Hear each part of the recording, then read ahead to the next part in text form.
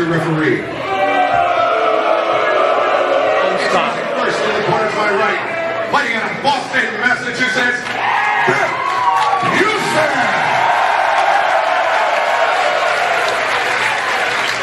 And his opponent, fighting out of the corner to my left, from Chico, California, Mr. TMSI, Brian Cage. Ladies and gentlemen, Rick Knox here along with Excalibur, who's double dutying tonight as ring announcer for the non-present Angelo Trinidad. Rick Knox, how are you? I am awesome. How are you, Excalibur? I am doing wonderful. This is a fiery crowd here from Reseda, California from PWG's Don't Sweat the Technique. I am, of course, your lead play-by-play commentator, joining you in the commentary booth shaped like a table. None other than senior official Rick Knox joining me on commentary. Thank you very much. Thank you very much. Much appreciated. I'm pretty fired up tonight. I'm feeling it. The crowd is fired up. It has not been that long since our last appearance here in Reseda. Just about 5 weeks. Wow. And Biff Busick he's a young up-and-comer here in Pro Wrestling Guerrilla. Oh, shoot. Brian Cage just muscled him over to the corner. But Biff Busick is really very quickly making a name for himself. But right now, Brian Cage is making ground beef out of Biff Busick's chest with those lariats. Busick couldn't get him with the side headlock takeover. Cage shoved him off. Oh, man. Shoulder tackle. Usually the man with the momentum knocks him down. Yeah, I mean, that just goes to show you the type of mass inside the body of Brian Cage. You know, right now Cage is making impact all over the world. He's main eventing in Mexico. Main eventing in Mexico just 2 nights ago. Here he is in PWG in the opening match against Biff Busick. I tell you, if Busick were to score a win over here over Cage. Oh, look at this. Double leg takedown by Busick. Busick takes the leg, looking for the figure 4. Wow. And, you know, the important thing to remember about Brian Cage is that he's not just big up top. Yeah, you're right. I mean, here's the deal. It's not that move would not be effective against Cage, but I don't think it's effective against him this early in the match. Yeah. He basically put a figure 4 and a couple of trees out there.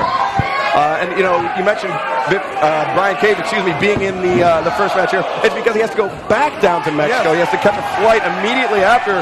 Oh, look at this. Oh! Busick tope con hello to the outside. Biff Busick brings everybody to their feet here in the American Legion Hall in Reseda. Brian Cage might not be catching any flights except the flight of Biff Busick. There, Busick.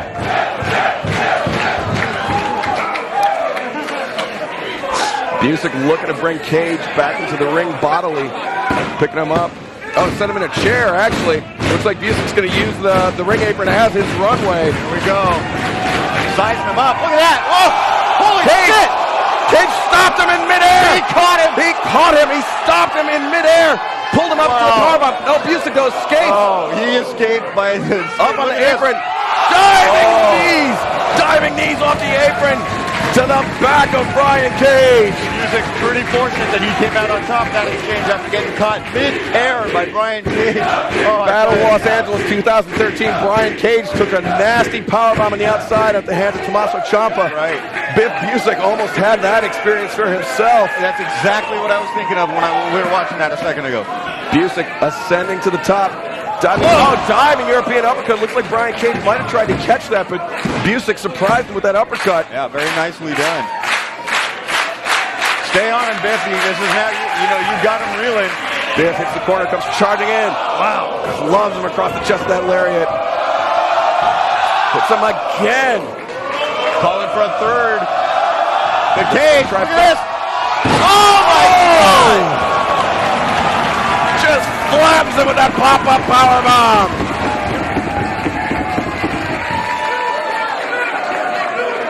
Busick seeing stars, and it's not the disco ball's reflection off the ceiling. Oh, for those of you watching at home, there's a disco ball above the ring. There is a giant disco ball above the ring. Cage trying to pick Biff up by his arm, but Biff is dead weight at this point. Maybe looking for that discus lariat.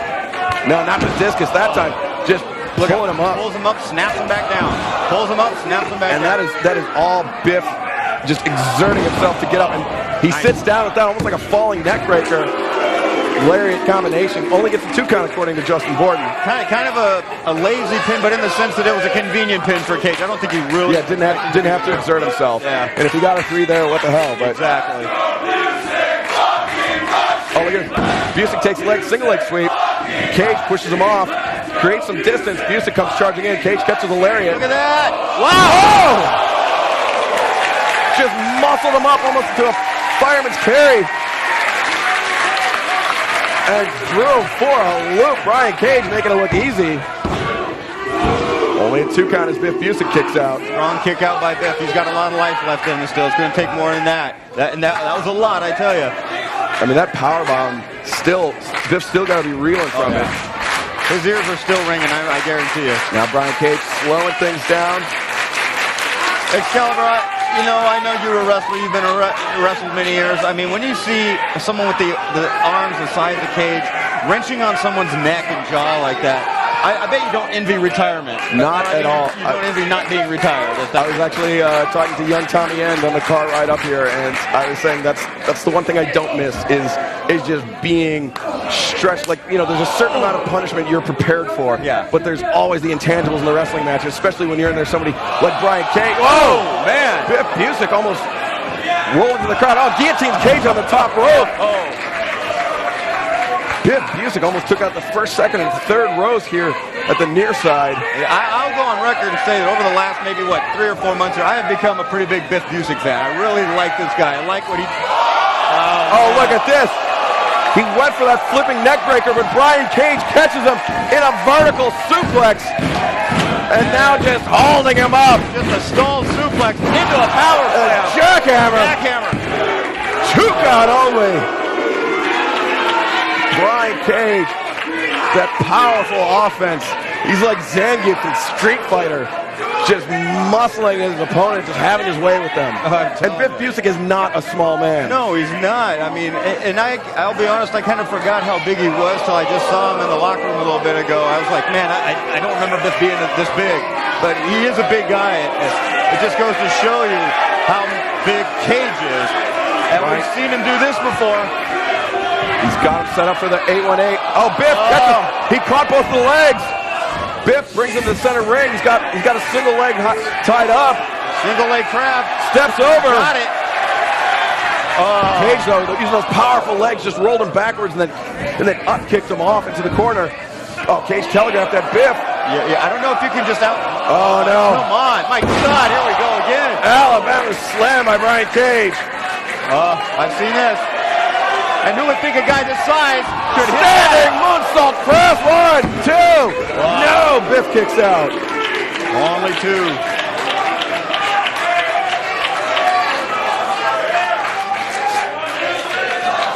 Biff Busick has been on the receiving end of the lion's share of punishment in this match. Yeah, he really has. I mean, he's showing a lot of heart just by kicking out and staying in there. I was gonna say, in real life, Biff Busick is a big guy. Yeah. Compared to Brian Cage, but Brian Cage is a human individual that exists in real life. He is just a gigantic specimen, and Biff Busick is just a big dude. Yeah. Now Brian Cage has got Biff up on the top turnbuckle. Maybe looking for the superplex. Maybe the stalling superplex. Just the sheer power that Cage has when he lifts these guys up on that. Oh no, he transitions. Now got him in fireman's carry. Biff floats over, lands on his feet in the ring. Oh, super kick to the back of the knee, and Cage comes down, smacks the back of his head on the canvas. Well, that's what he's going to have to do. He's going to have to choose his spots. He's going to have to strike and be quick and hit him at the legs, chop that tree down. There's not many. I think not many weak spots. Yeah, there's only so many tactics you can take against a wrestler like Brian Cage, and effectively take at least. If this was a video game, the targeting reticle would lock on the back of the knee. Yeah, I think you're right. European uppercut. Cage took a step back through the lariat. There you go. Flipping blockbuster neckbreaker by Busick. Busick gets the corner. Another one. Wow, good job. 2 in a row. Hooks the leg. 1, 2. No. Only a 2 count. I don't think he had enough weight on the shoulders of Cage. I was thinking if he'd have been chest to chest, he might have had enough. I mean, that was kind of a late kick out there by Cage. I don't know if he was ready for those. Yeah, a little stunned by that. Yeah, I mean, 2 neck breakers in a row like that. There's a lot of momentum on those revolutions he's taken over. Yeah, in quick succession. That'll really rattle you. And now Busick he's got Cage up on the top rope. Trading the legs on the outside. Got to strike quick here. You don't want to give Cage much time up on top. Biff Busick looking for a superplex. Yeah, see, I don't know. But this is kind of Brian Cage's territory. It really is. And those fans out by the bar might want to... Oh! Just crotching him on the top rope. Brian Cage. All right, now we'll probably see what we were mentioning a second ago. Steps in. That deadlift suplex from outside in. Oh, and he grabs him by the ear, it looks like. Oh. Picking him up by the ear. Now, you're not going to see many more impressive strengths. Feats of strength, yeah. I mean, but Biff is fighting from happening. Oh, look at that. He kicked him on the top of the knee, right on the patella. He denied us from seeing the feat of strength. I can't blame him. I wouldn't want to do it. Yeah, there you go. Hey, man, put your feet on the rope. Cage, though, right underneath the rope. The fans a little difficult on young Justin Borden here. I don't know why they give him such a hard time. Because he's not Rick Knox. I guess you're right, but I mean, he's just doing his job. Biff, though, very wisely wrapping that knee of Cage around the ring post. Hey, you know, I told you the plan of attack I would take if I were a wrestler, and this really falls right into those lines. How else are you going to take him out? Yeah, it's very tough to level the playing field. It really is. With somebody with all the gifts of Brian Cage. I mean, not only is he strong, he's as agile as they come. He really is. I mean, that's what most people don't realize. Oh, Biff gets crotched once again. You see one thing with a big, strong guy, but a big, strong guy who can move and fly around the ring like Cage can, it's pretty rare. Cage and some shots to the ribs as Biff standing up. Maybe looking for that sunset flip. Power bomb! 1, 2, 3. Oh, man, that was close. Only a 2 count. Brian Cage able to kick out. Biff, though, hangs on to that left leg, flips him over into the single leg crab. Right back where we were earlier. Cinch it in. You got to lay back, put all your weight on it, Biff. I think he's a little too close to the rope. Yeah, Cage identified that. You see repositioning his body towards the bottom rope, forcing the break. Biff's got till 5. Hold it, Biff. Taking advantage of the full 5 count. Brian Cage, you can see clutching that left knee. That's where Biff kicked him when he was up on the ropes going for that suplex. Right. That outside in. Oh, Cage with a headbutt right underneath the jaw. Whoa! Deep sea diverticulitis by Cage.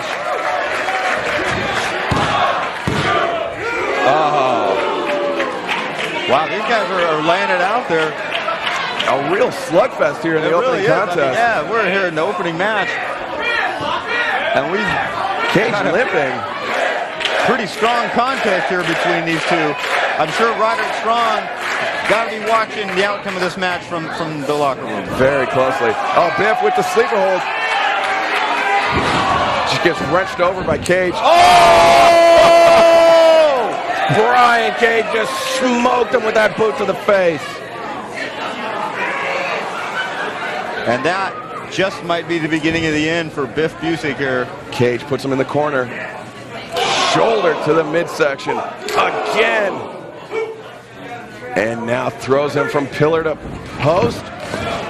Cage charges in, eats a back elbow though. Biff up on the middle rope. Rolls over the top. Good recovery. Still showing signs of life here. Back elbow, catches him, staggers him. Oh! Catches him with the lariat and shoots him for a loop, does Brian Cage. He did a complete somersault. And I thought that was going to be it, Excalibur. Oh, so close, but Biff is a fighter.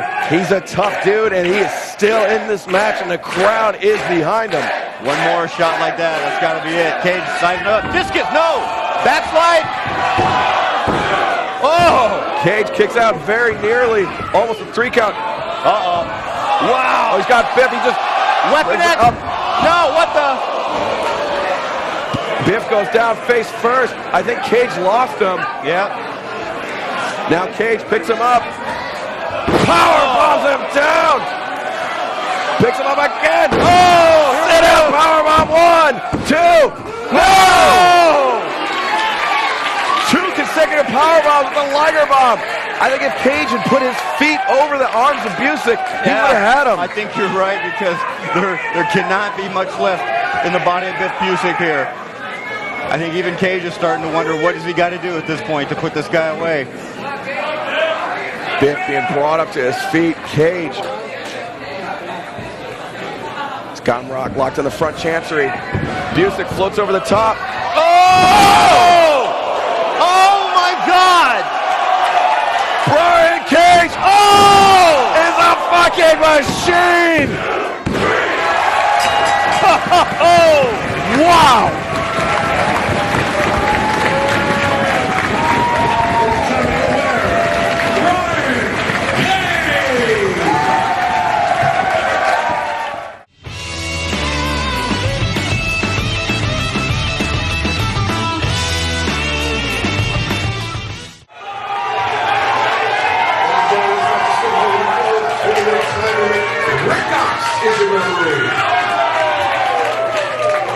Introducing first in the corner to my left, fighting out of Ottawa, Ontario, Canada, Sydal, Mike Bailey!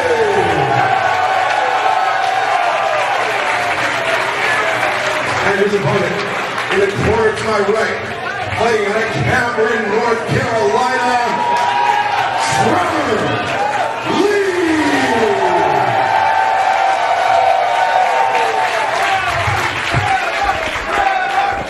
Ladies and gentlemen, this match is probably the youngest match you will see on just about any Pro Wrestling Guerrilla card, and this match is the future. Oh! The future of professional wrestling. But Trevor Lee, after his rapid ascent to the top here of Pro Wrestling Guerrilla, not taking any chances, challenging Roderick Strong unsuccessfully for the Pro Wrestling Guerrilla World Championship last month at From Out of Nowhere. He is trying to build his career back up, and he sees Mike Bailey as an obstacle. Mike Bailey, of course, making his debut last month against Biff Busick, and a very impressive debut, but would like to get on the winning track here in Pro Wrestling Guerrilla. He's got a tall order in front of him against Trevor Lee, a man who's been, 2014 was a huge breakout year for him, making it all the way to the quarterfinals, or excuse me, the semifinals of the 2014 Battle of Los Angeles, available on DVD at ProWrestlingGuerrilla.com. And really shocking the world with a series of victories, defeating Michael Elgin, which I don't think anybody thought would happen except for Trevor Lee. Just insane amounts of confidence this young man has. But that's not to sleep on Speedball Mike Bailey. Bailey, of course, very talented practitioner of Taekwondo, Hurricanrana. Trevor Lee rolls through. Bailey stands up to his feet. Oh! That backflipping knee drop, I think, caught Lee low. Maybe the knee, the shin coming into contact with the fork, as it were. Rick Knox ruling it as accidental. I think he's clarifying that with Trevor Lee. Not an intentional low blow. Bailey eats a back elbow there. Lee throws the lariat. More back elbows from Mike Bailey. Puts on the brakes. Trevor Lee catches it. Oh! Just planted him on the back of the head. Only a 2 count. Very impressive judo style toss. I've never seen anything quite like that in judo, but definitely using Bailey's weight and momentum against him and planted him down hard.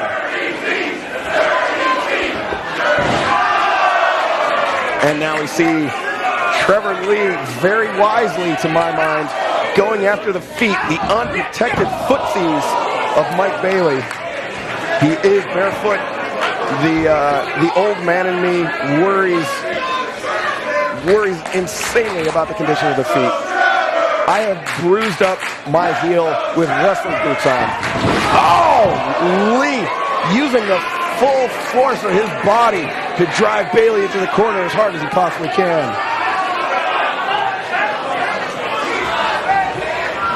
Lee covers him.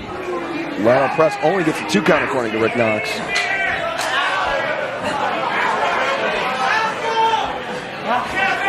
Trevor Lee grabs the chin lock, trying to slow down the pace to something a little more methodical. Mike Bailey excels in an environment, a speedy environment, as evidenced by his nickname. But Trevor Lee, he's learned one thing in the last year here in Pro Wrestling Guerrilla: dictate the pace of the match. Don't let your opponent do it for you. Lateral press that time, putting his weight on the shoulders. You see his lower body across the right shoulder, his upper body on the left shoulder. Still allowed Bailey to use the leverage, or build the leverage of that powerful legs of his. And Trevor Lee finds himself in an interesting position in this match. He's actually the veteran, just barely though, but definitely the veteran when it comes to PWG. He's been here before. He's been to the top of the card. He knows what it takes. Mike Bailey looking to scrap his way up. Lee with the headlock. But Mike Bailey with those, oh, look at that dragon screw. No, held on, kicks him in the back of the head, picks him up, just gut wrenches him up and over, just tossing Mike Bailey. Trevor Lee, so powerful, the Carolina Caveman.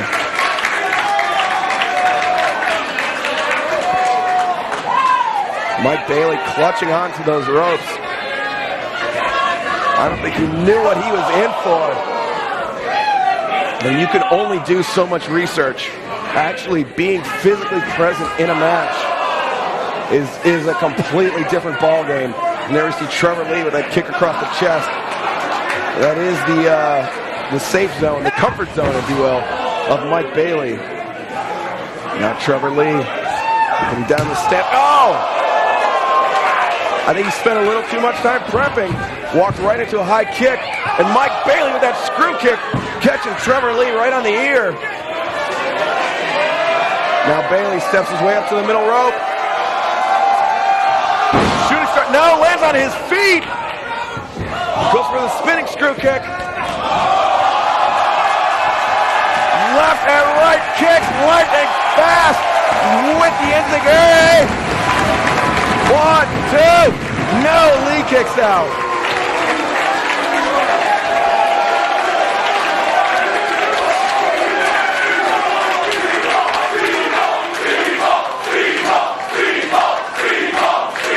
You can hear the fans chanting Speedball, and you just saw why he has earned that nickname. This guy is insanely fast. Now looking for the standing sliced bread. Lee shoves him off. Speedball lands on his feet. Running, jumping elbow by Trevor Lee. Lee pulls him into a front chancery. Pulls him up. Backwards. Oh! Mike Bailey changes it to reverse DDT. Standing Cancun Tornado. 1, 2. No! Lee kicked out. I think Bailey might have pulled him a little too deep. Lee just had to lean back a little bit to change the point of the fulcrum and kick out of that pinning predicament. Kick to the chest, a second one by Bailey. A third one, Trevor Lee on his knees, catches the fourth. Bailey though backs up to the ropes, hangs off to the ropes, steps up with the enziguri. Bailey hits the ropes, Trevor Lee with that stomp, the caveman stomp. No, Bailey kicks out.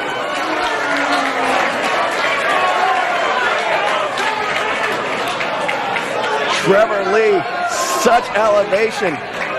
It's almost like a car wreck at 60 miles per hour. You're going forward, you're running forward, and then all of a sudden, from the sky, you just stop in place.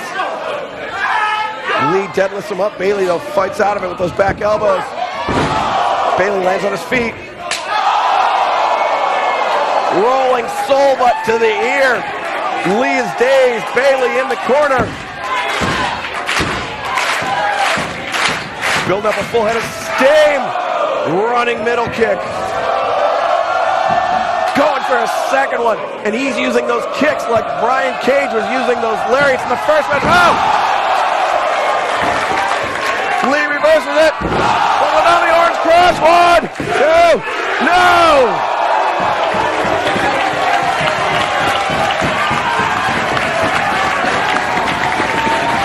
Trevor Lee only gets the 2 count. Mike Bailey retreats to the outside. but I'm not sure he's safe. We've seen Trevor Lee take flight before.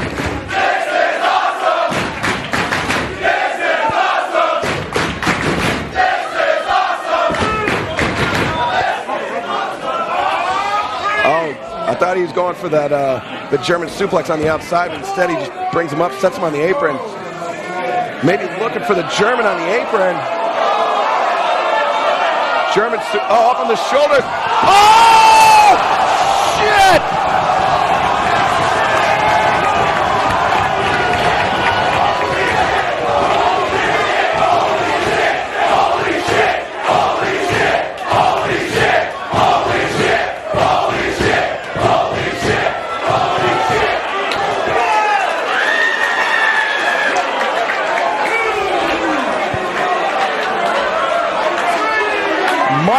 Bailey with the reverse hook on Rana on the ring apron is somehow still alive. I don't know if the video caught that, but he very nearly landed. Oh!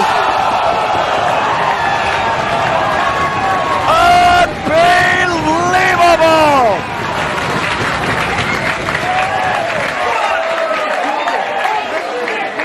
Shooting star knee drop on the apron to the outside.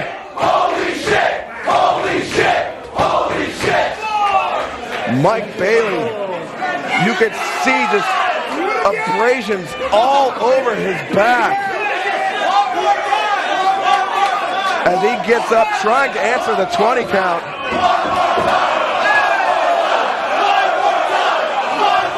Comes in, breaks the 20. He says, no, not one more time. I might be crazy, but I'm not stupid. It's a bit of a Stu Lance-esque editorializing, but you'll have to bear with me, folks. Mike Bailey, he is risen. Trevor Lee is in bad shape. Bailey up to the top rope. Shooting star press. Trevor Lee, small package. Pulls up through, small package driver. 1, 2, 3. Oh, wow. Incredible come from behind victory by Trevor Lee. Your winner, Trevor Lee.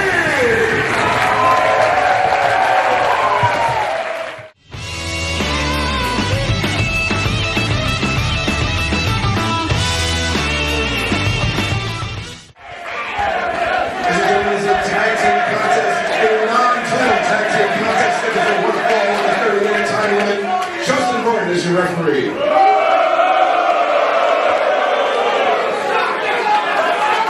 Introducing first in the corner to my right, hailing from Long Island, New York, Alex Reynolds, John Silver, the Beaver Boy!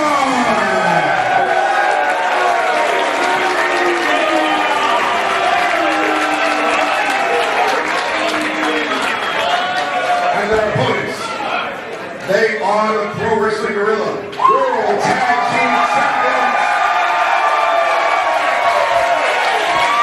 Introducing first, from Los Angeles, California, Charlie Ryan.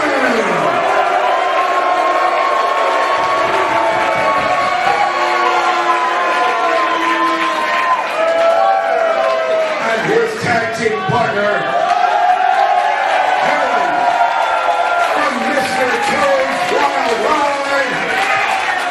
Candice, LeRae. They are the world's cutest tag team. World's cutest tag team, PWG Tag Team Champions, not defending their title tonight, actually wrestling the Beaver Boys in a non-title matchup. Very rare that it happens, but due to the Tag Team Champions absence at from out of nowhere, available now on DVD at ProWrestlingGuerrilla.com, where the Beaver Boys and the Monster Mafia made their debut.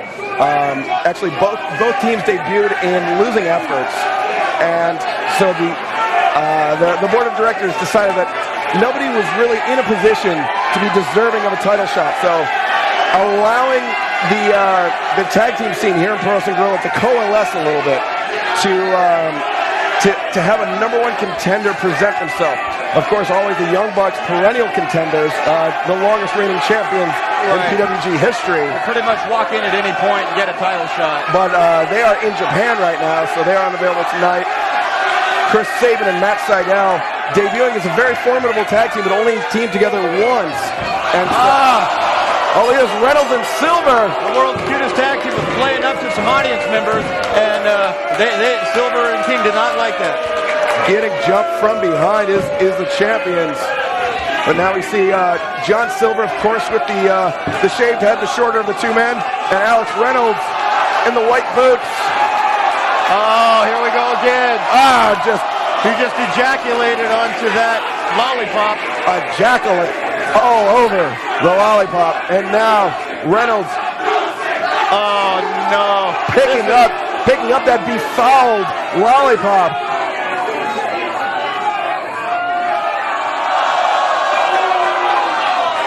And now, going for Candice. Candice gets her boots up, or a single boot, another boot.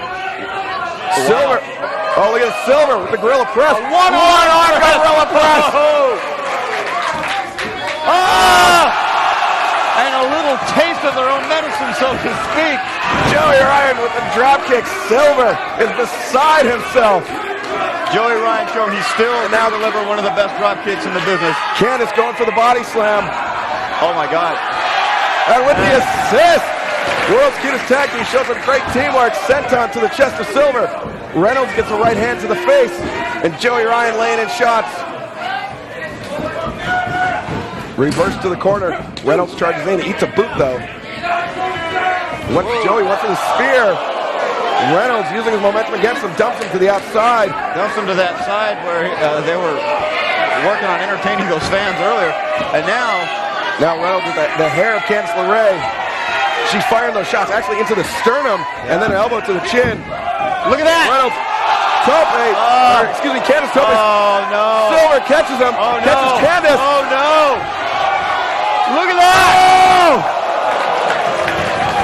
I couldn't tell if that was a suplex or a brain buster, but still the Beaver boys going to work on Candice LeRae. Yeah, that's not going to endear themselves to the fans here in Reseda.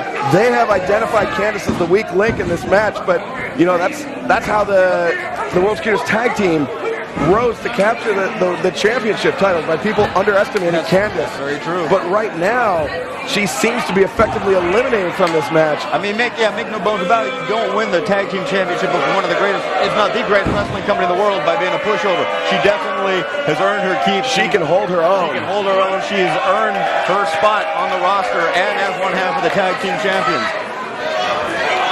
Joey Ryan eats a European uppercut at the hands of John Silver.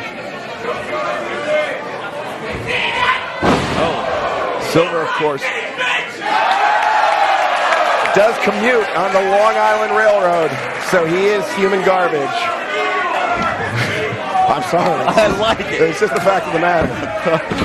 Joey went for the tag, but Candice still making her way over. Dragon screw by Silver and bringing Joey over to the friendly side. Well, unfriendly side. Wow, look at this. They got the legs grapevine. Nice move. Rolling Joey through, slamming him down, putting pressure on both the knees and impact to the upper body. The back of the head of Joey Ryan. Joey kicks out.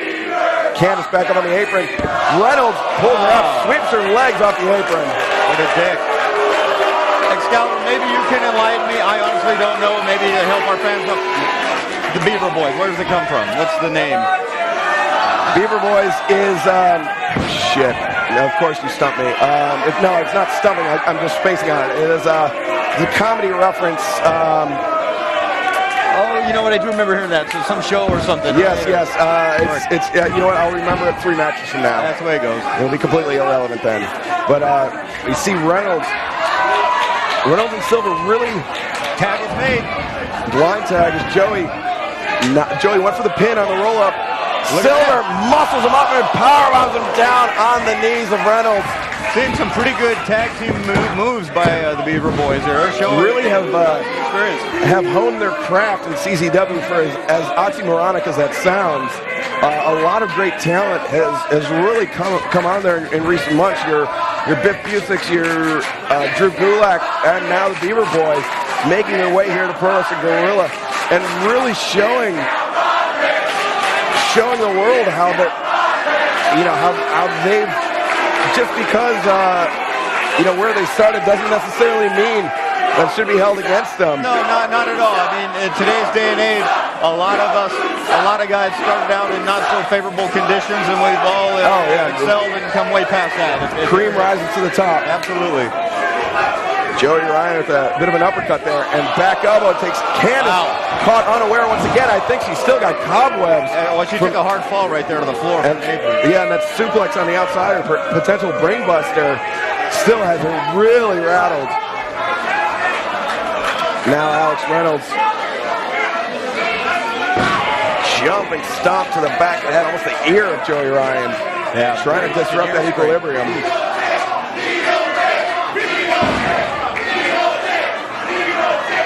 Now dropping the elbow across the back of the head. They are really doing a lot of damage to Joey Ryan. Joey's not in very good shape here. Something's going to have to happen. He's going to need to really fire up, show something to these guys.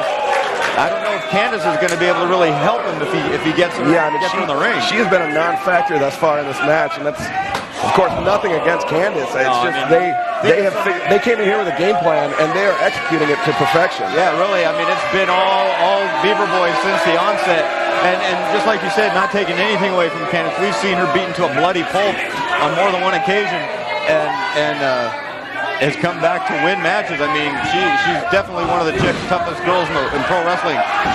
Joey Ryan. Wow, there we go. Exploder suplex. Changing the fortunes, perhaps, for the world's cutest tag team. I don't know if he really knows what side of the world he's on at this point, much less where in the ring he is. I think he knows that Candice is to his left. The fans just chomping at the bit for her to get in the ring. And there it is. Candice makes a tag. Shoulder to the midsection, climbing up to the top rope as Reynolds staggered a little bit. Wow!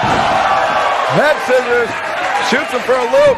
He throws the lariat. Candice ducks under, comes back around. Wow, look at that. Flying octopus hold by Candice. She's got it cinched in fairly good, too. She's got it in deep. And now Joey could wake up and hold off. Make sure. Oh, no, here we go. Whoa. Silver went around, speared by his own partner. Candice LeRae has the upper hand. This was the opening that her team needed. And here we see shades of El Generico. Yeah, oh, look at that. Inspired by El Generico. Work on Ronald by Candice. On Reynolds, on to Silver. Both members of the Beaver boys on the outside. Candice up on her feet. Joey goes to the outside. Reynolds rolled in underneath the bottom rope. Oh, here we go. Human rocket launcher. The deadly driver DDT. And there, almost thought we had Tim and Eric. That's where it's from, Beaver boys. Tim and Eric. And now Candice up on the shoulders of Joey Ryan. Oh! Just smashes Silver. And now Reynolds in the face with the feet of Candice. And now Candice comes through. there. She nailed it that time. Tope Suicida DDT by Candice LeRae. And Legion Laird better get a mop and a bucket. John Silver's brains have spilled all over. The Legion falling.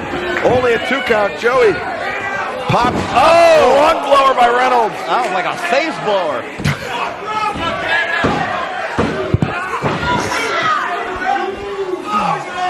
Now Candice climbing her way up to the apron.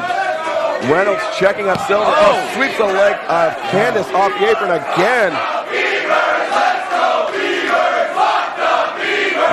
Crowd. Very, very partisan crowd here. Yeah, very much. Oh! Now he's got him up. Look at this. Argentina. Oh! Powerbomb. 1, 2. Oh, no. I think that the transition there between the legal men, between Silver and Reynolds, bought Joey just enough time to gather his wits. I think they need to work on that move if they're going to continue to use that. Because, yeah, just that little bit of hesitation might have been all that was needed for Joey to get out of that. I mean, the match is extremely fast-paced, so they can be slightly forgiven for losing track of it, but that's the difference between champions and not champions. I mean, from a board of directors' perspective, what do you think would happen if the Beaver boys get a victory here? I would think they're definitely number one. Violent party! Violent party by Candice LeRae. Going to work on Silver. Ballplex! Alex Reynolds just jumped on his head. Oh, what a dick! Just starched her with that right hand. Oh, that was just a close. Yeah! Super kicks for both the Beaver boys by Joey Ryan. Wow. Reynolds rolls in. Oh! Super kick of his own. All 4 participants down. I'm sorry, Excalibur. I think you got cut off. You were saying if Monster Mafia were to get a victory here, would that shoot them right to the... The Beaver boys. Yeah, the Beaver boys. Beaver boys, I'm sorry. If they do get a victory, they would have to be #1 contenders. They would definitely have to be considered.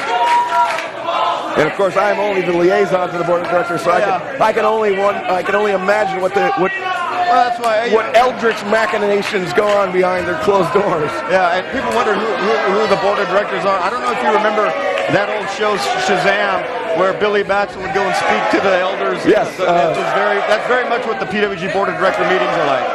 Yes, actually have to go to an asteroid in space. And John Silver is fired up. Joey Ryan throws the right hand. Oh! Diving European uppercut. Silver kicks him in the midsection. Look at that. Oh, wow! Single arm straight jacket lung blower by Silver. And now Candice up in the corner. Silver comes charging in. Candice double boots, pushes him off. Candice up on the shoulders of Silver. Just slams her in the corner. Oh, no. Cabradora, lariat, cleans her out. 1, 2, no, Candice kicks out. Wow, that fighting spirit again, she can take a lot of punishment. She's got deep reserves, but they got to run out at some point. I would think so. You know, the heart is willing, but the body is not. At some point, that becomes an issue. And unfortunately for Candice, I mean, just the sheer physiology of it. She is smaller. She has less energy. Just a fact of life. She has less calories to expend. Less voluminous mass in her body. Silver gets crushed on the top. Oh, there we see a bit of the World's Cutest tag team. Yeah. Look at that! Oh! Reverse Rana by Candice on Reynolds. And this might be the opening that they needed. Look at that! Joey Ryan, tope suicida. Joey Ryan just took out. Oh, look at this, Candice. Super ballplex. Candice got it hooked up. Oh! Avalanche ballplex. That's got to be it.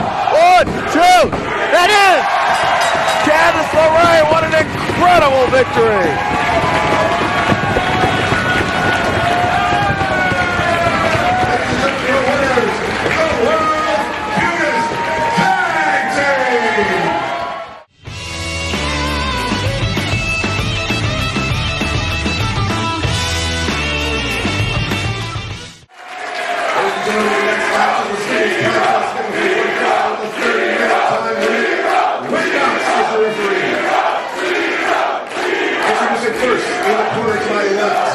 Fighting out of Zack, the Netherlands, Tommy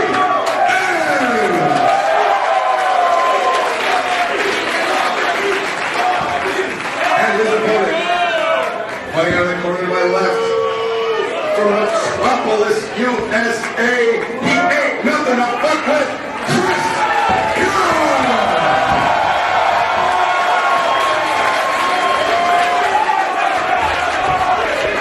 Ladies and gentlemen, this is a match I am extremely excited to call. The first time I met Tommy End was 9 years ago at Pro Wrestling Guerilla's first ever European vacation in Germany. I had the pleasure of wrestling Tommy, and available on DVD at ProWrestlingGuerilla.com. I had the pleasure of wrestling Tommy, and at the time, we were both skinny kids, but Tommy especially so. Over the last 9 years, he has grown so much, both physically and as a wrestler and as a combat sports practitioner. Training with Team Schreiber in Holland, Tommy's mastery of the Dutch style of kickboxing.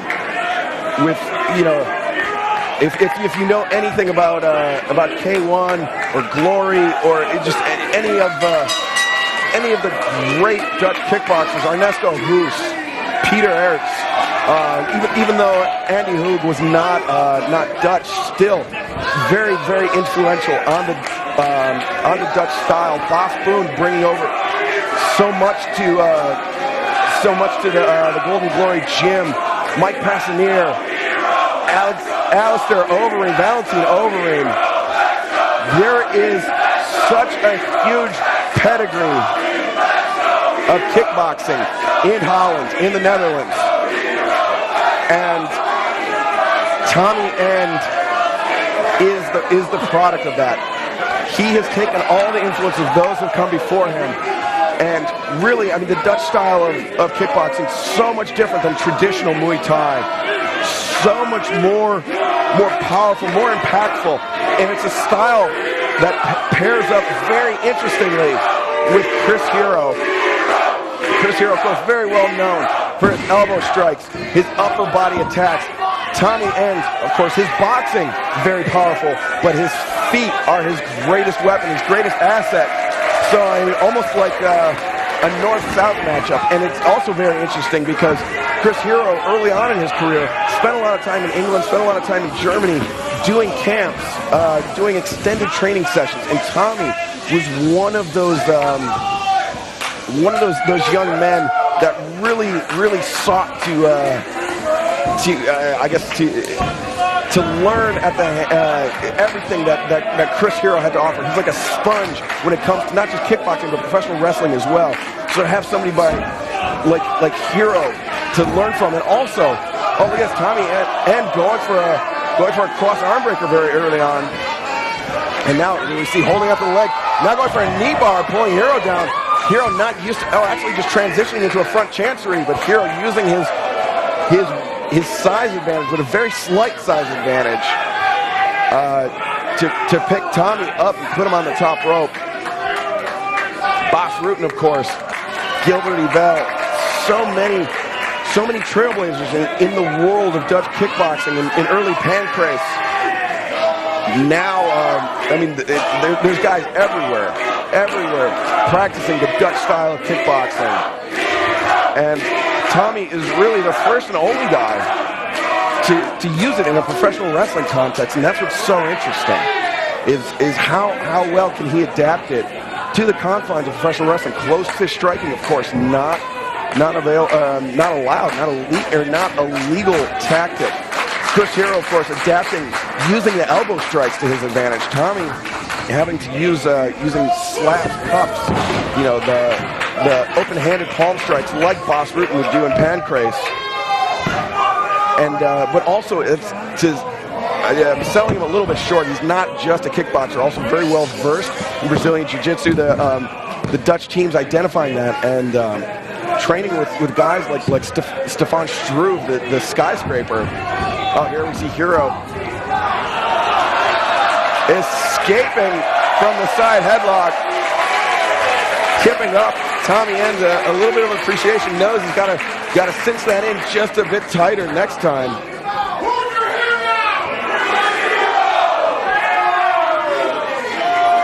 But Tommy, you know, he's identified the deficiencies in his game in submission wrestling, Brazilian Jiu-Jitsu, and he's adapting it similar to like a Kyle O'Reilly or a Bobby Fish. And there we see the first kick from Tommy End, and if I had to guess, I would say that was about 35-40%. And Chris Hero, you can see working out the kinks, and his legs are going to be welted up by the end of this evening.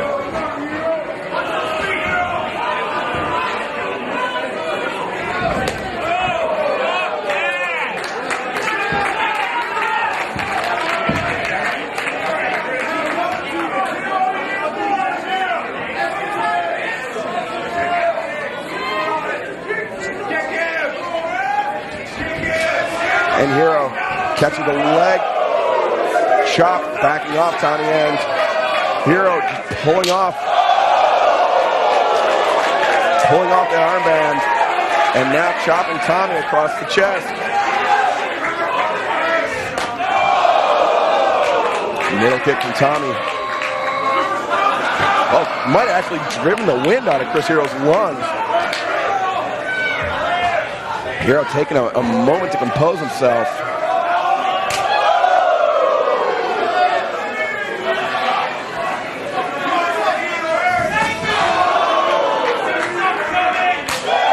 Oh, that chop caught him high, almost across the throat.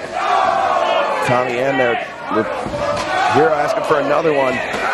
3, 4, 5, 6, 7, 8, 9 kicks, 9 consecutive kicks, and now Hero backs him off.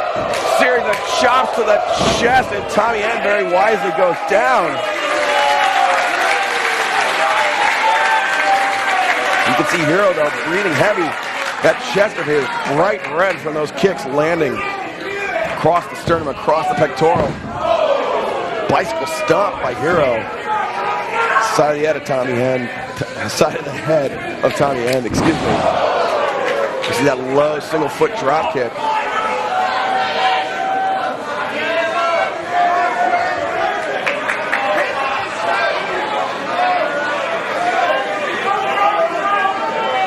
Hero stalking his prey. Oh, Tommy End running boot to the face. Hero very dizzy. I was going to say on shaky legs, but hits that bicycle kick on Tommy. Tommy retreating. Hero picks him up. Tommy actually in the seats. Hero at the chop to the chest. Senton on Tommy End on the outside.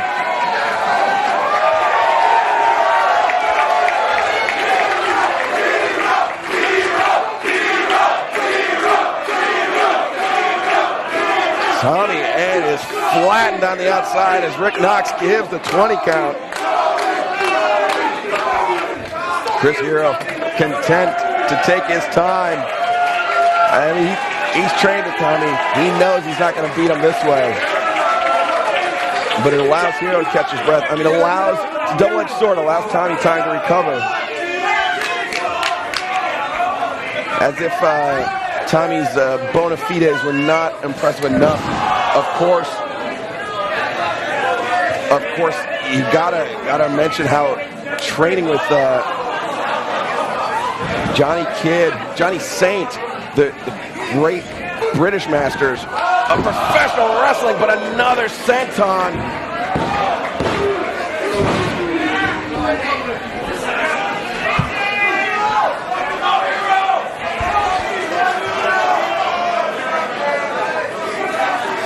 Tommy up in the corner. But Hero building up some momentum. Oh, running elbow. Clubs him, cuffs him on the ear. Tommy with that kick. Oh, Hero with the headbutt to the midsection. Stops him in the head. Discus elbow. And Tommy just shrugs it off. Tommy End just shrugs it off.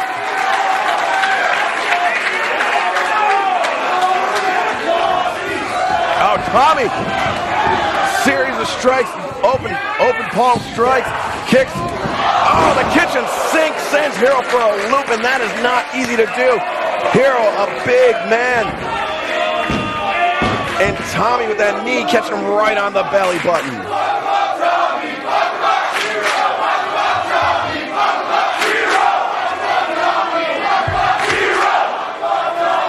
Chris Hero retreating to the outside. Tommy following him, kicked him in the side of the head. Another kick on the outside. Just thundering through the building here in Reseda. You could see the fans just grimacing. They could feel the force emanating off those kicks. And Tommy End, one half of the Sumerian Death Squad, is having his way with Chris Hero right now.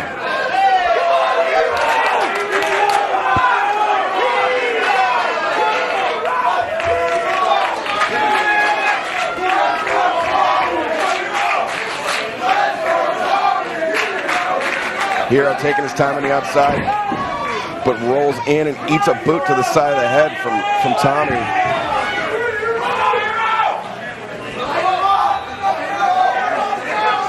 You can see Tommy feinting with that left leg, and now kicks with the right and catches Hero on that left leg.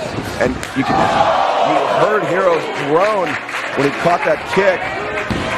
Tommy, the lateral press, only gets a 1 count. Hero kick out nearly immediate.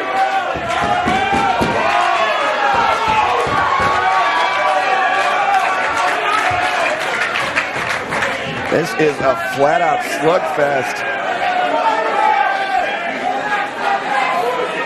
And this is exactly what I had anticipated for this match.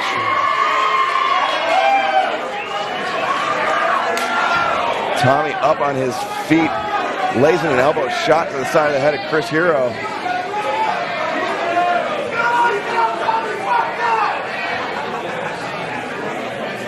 Now Tommy End looking for the hammer thrown to the ropes. Hero, you can see actually with his arm draped over, grabs onto the middle rope as well.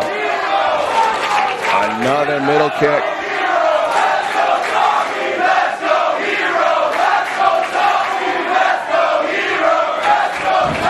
Now, wow. Fans in the front row having a near heart attack. Hero snakes his boot through the ropes. Comes through, throws the elbow shot. Tommy reverses the ace crusher, but Hero is back up on his feet.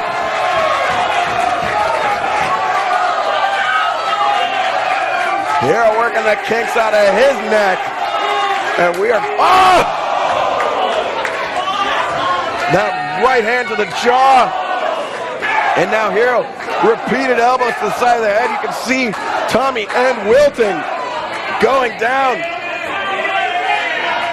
And Hero follows, now just elbows from the knee to the side of the head of Tommy End.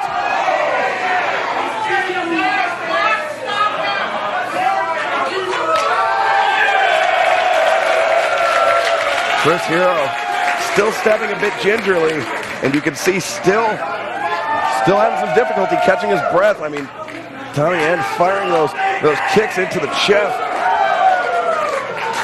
Got him difficult to breathe. But even though this isn't Tommy End's first appearance in Pro Wrestling Guerrilla, it's his first appearance in Reseda, so he's definitely got to have some jitters. Tommy throws a kick very half-hearted. Oh, Hero again with that low single foot drop kick. Kicks up to his feet. Now booting Tommy, stomping him, almost pushing him with those boots on the top of the head. Chop to the chest, brings Tommy down to one knee. Hero hits the ropes. Oh! The leaping stomp as Hero is coming in, catching him in the midsection. 1, 2, only a 2 count.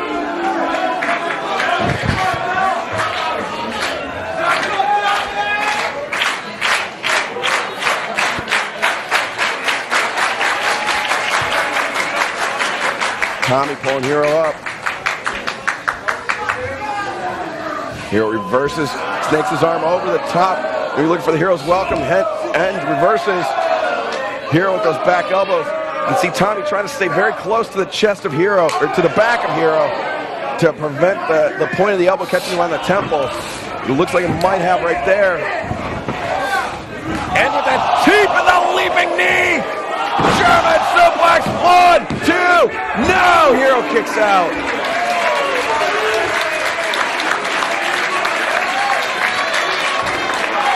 The teep, the push kick sent Hero back, and Tommy caught him on the rebound with that leaping knee right underneath the chin. And Hero's in bad shape right now as Tommy End heads up to the top rope.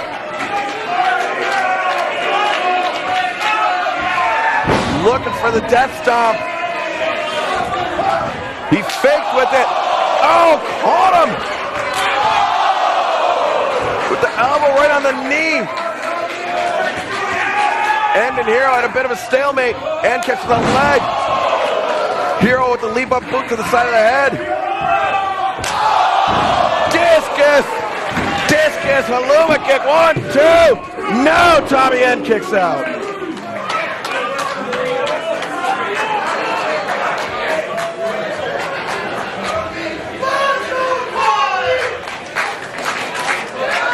Both men down.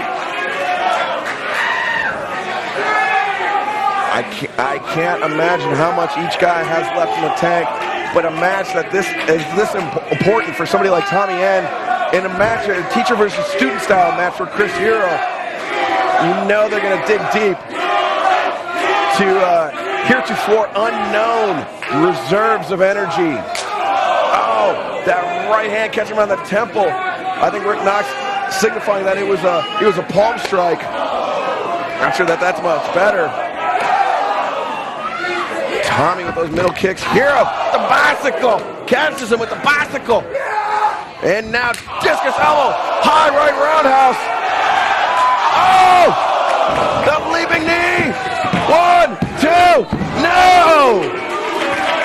Tommy goes to the top. Oh, he death stomp! Oh, Hero reverses. 1, 2. No! Oh! Caught him on the forehead with the saw 2. Again, Hero kicks out.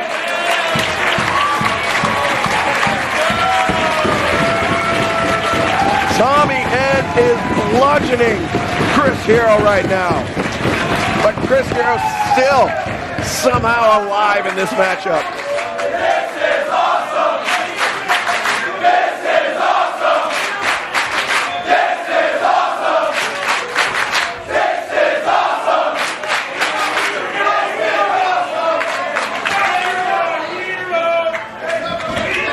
Hero tried to get up, but collapsed as Tommy End has really rattled Chris Hero right now. Not used to seeing the big man, the big striker in a situation. Oh, look at that, catching a boot, catching with a reverse elbow, a low kick, low left kick.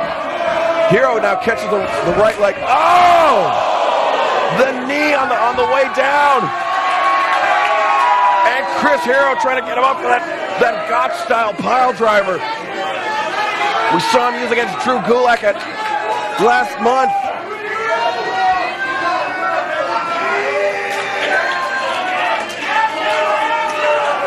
Tommy End hanging on for dear life. Oh, he reaches over.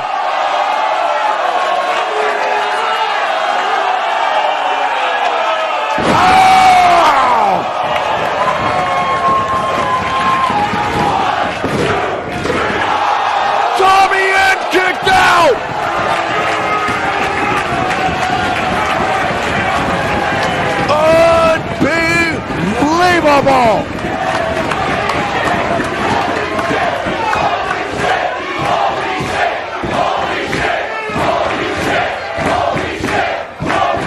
Chris Hero buried him 6 inches deep with that overhook style jumping pile driver, and Tommy End kicked out.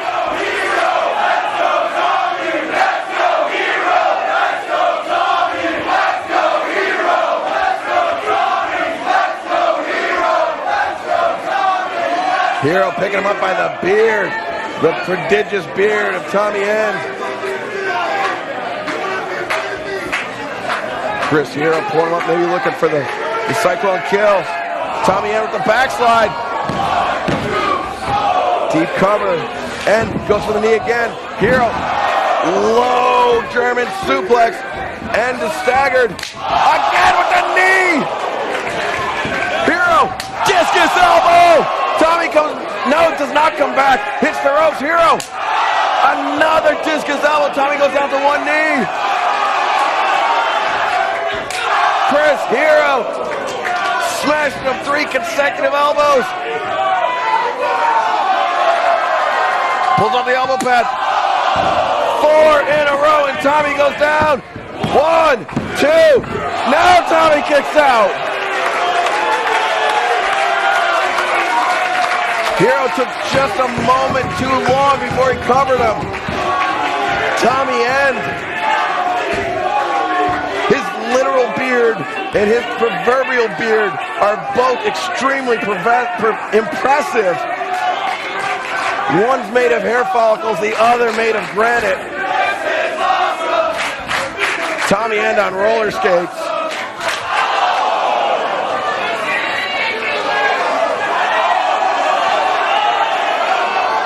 Jumping tombstone pile driver. 1, 2, 3. Chris Hero. He's your winner.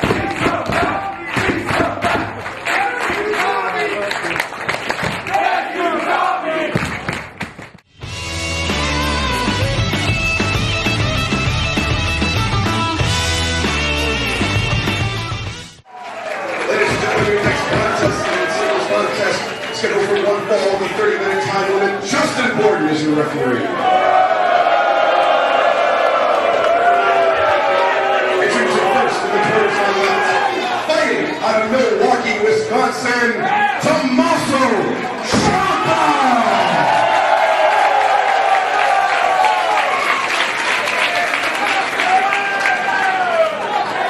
And his opponent, fighting out of Austin, Texas,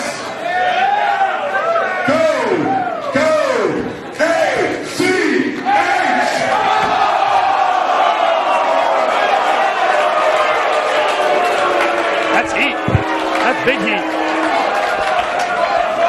Tommaso Mutombo has made his debut here in Reseda, California.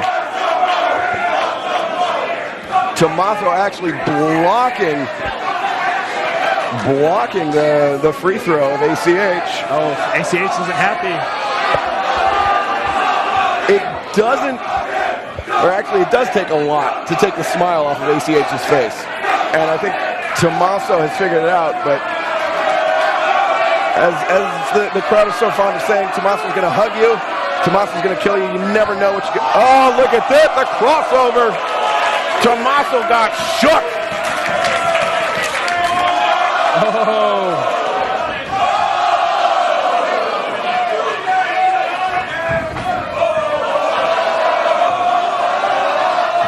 I think we're at a game of one-on-one going on right now. ACH. While Tommaso's in the face, Adam beat up, and there he goes. Oh, like Steph Curry and Chris Paul. CP3 and Tommaso Ciampa sharing 4 broken ankles amongst them. I think he just stuffed him. Is that what they call when you slam in somebody's face? We'll say that he did. Yeah. Tommaso sent into the ropes. ACH eats a boot. Rolls through underneath. Rock kick. Taking Tommaso Ciampa off his feet. Rolling to the outside. And the audience parts like the Red Sea. And they're, much like Tiger Woods vowed today that he was going to compete in the Masters. ACH with the bit of a, that looked like a chip shot. Didn't really wind up like a whole drive. A lot of multitude of sports going on here in this match. We got big baseball, Joey Ryan. I know I was talking about baseball. So no, you're not. Season's almost I was just excited about it. Just trying to bait you in.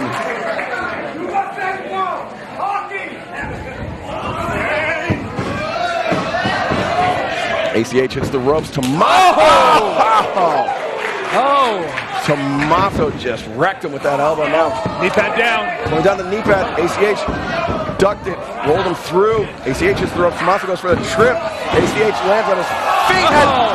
Tommaso turns him inside out with that lariat and shoots a free throw of his own.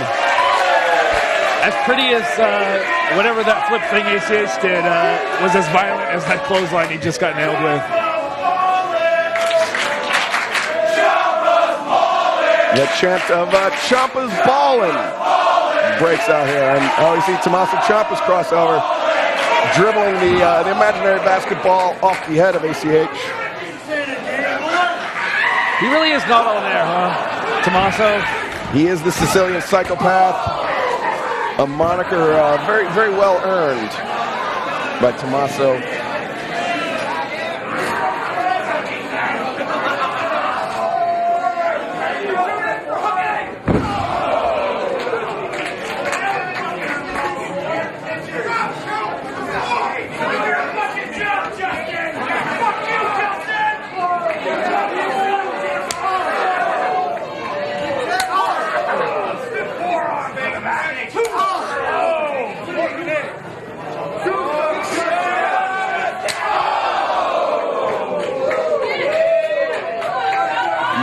I think he has a case of the tinnitus in the ear. ACH, you can see his mouth moving. He's going whop, whop, trying to get that ringing to stop. Right back.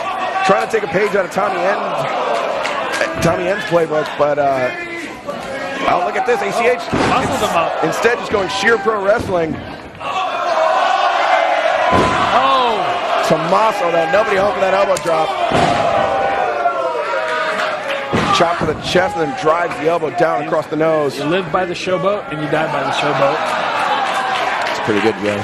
It's like you feel like you've done this before. Yeah, right. Big right hands to the forehead, the crown of the head of ACH. Justin Borton telling Tommaso to keep him clean. It is, I mean, up to the referee's discretion for disqualification. Oh! That came very close to hitting the turnbuckle, the link. And I think actually ACH's forehead might have hit it just under, right where the that very little bit of fabric was covering it. He definitely would have been split open had he made full contact with it. A lot of jagged edges on that piece of metal. And now ACH fighting his way back up to his feet, chops to the chest of Ciampa, now an elbow.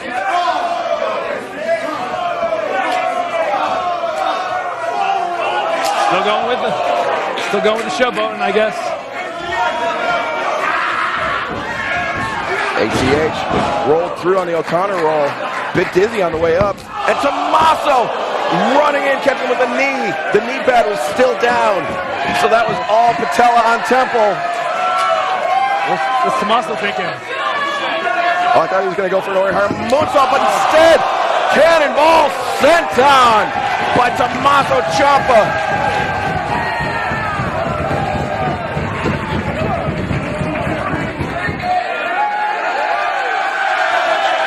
And Tommaso just chugged somebody's beer.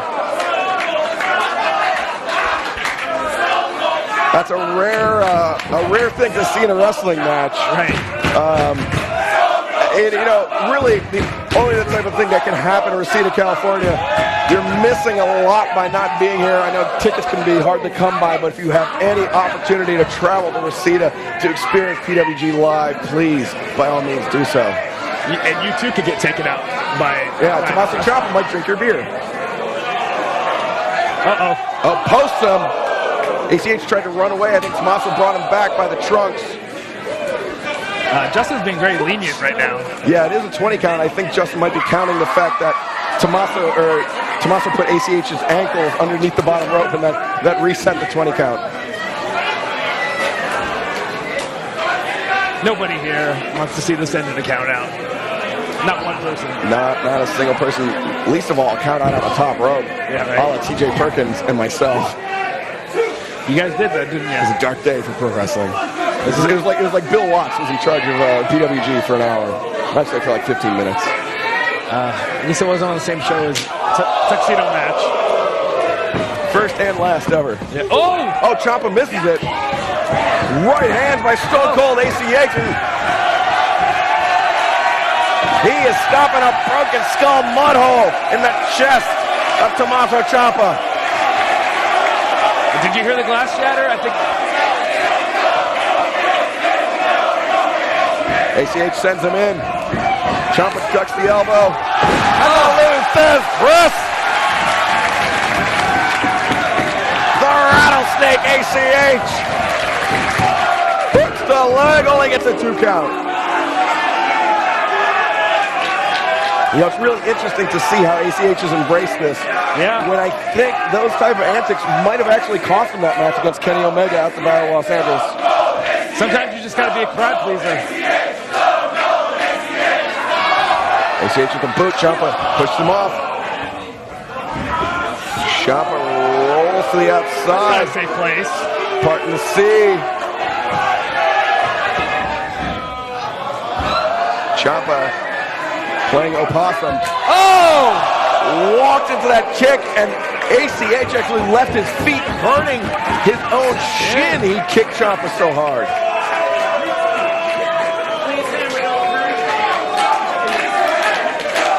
He needs that crowd support now to forget about that pain in his ankle or his shin.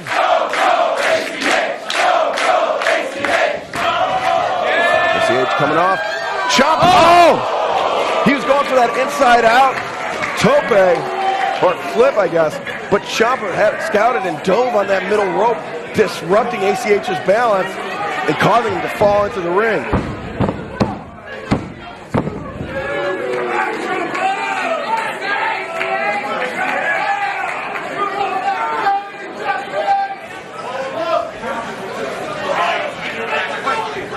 Tommaso Ciampa picking ACH up to the top rope. Shot across the chest.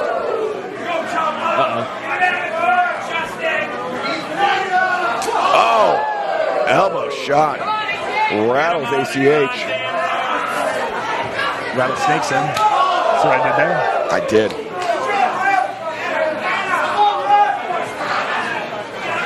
Ciampa looking for the headbutt, I think.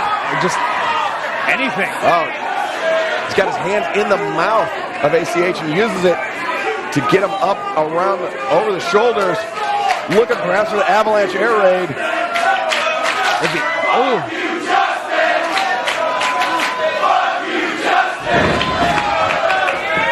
Ciampa thrown into the ring as ACH up on the top. What's he thinking here? Stomp to the back. Knocks Ciampa down awkwardly. Looks like his legs just gave out. Deep cover. Ciampa kicks out. There's a bunch of things that can go wrong with that. You can hyperextend your legs if you get pushed down to, like if you're standing in a base. Pull a hammy, overextend your quad. There's, all sorts of things that can happen.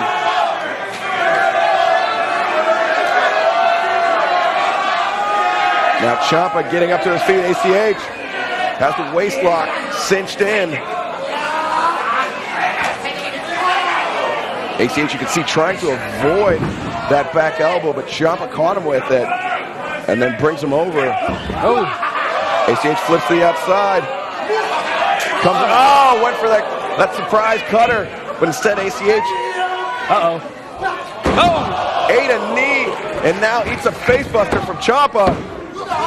Only a 2 count, says Justin.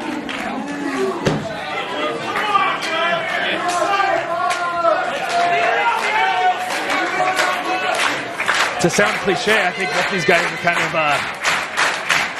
at wit's end here, running out of gas. They've got to put each other away soon. Yeah, the antics have ceased very abruptly, and now this is serious, Joe Ryan. This is serious.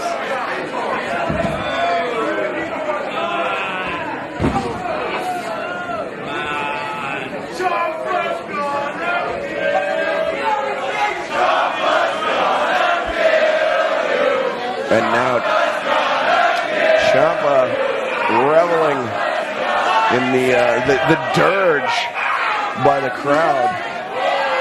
ACH getting up to his feet, taking those slaps. Oh! ACH fires in with a slap of his own. Big shot.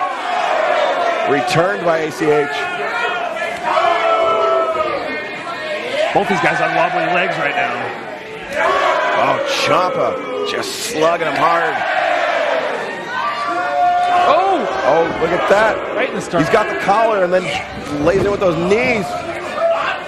Oh! Breaks the lariat twice, catches him with the super kick. Ciampa throws the discus, gets caught on the ear. ACH, German suplex, low trajectory. ACH rolls over. Edges his shoulder up.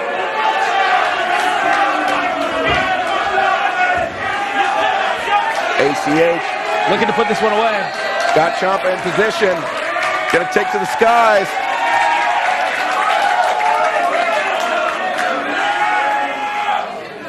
Oh, 450.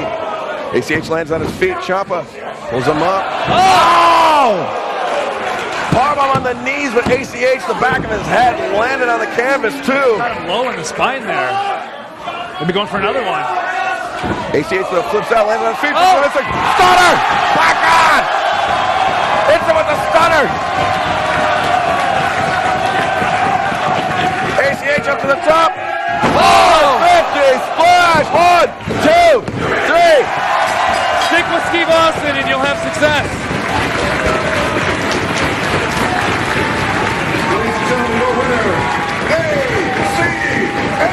I meant the stunner, not the 450.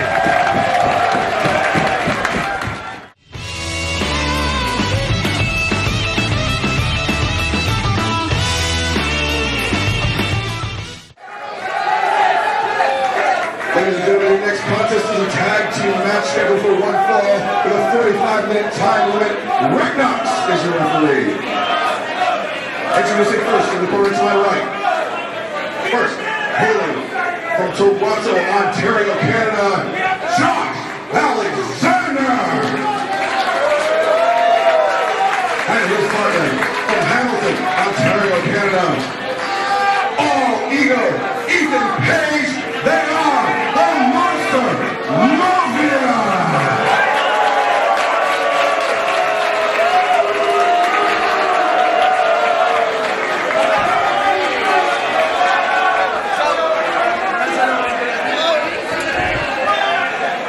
And their opponents. Introducing first from Detroit, Michigan, Sabin.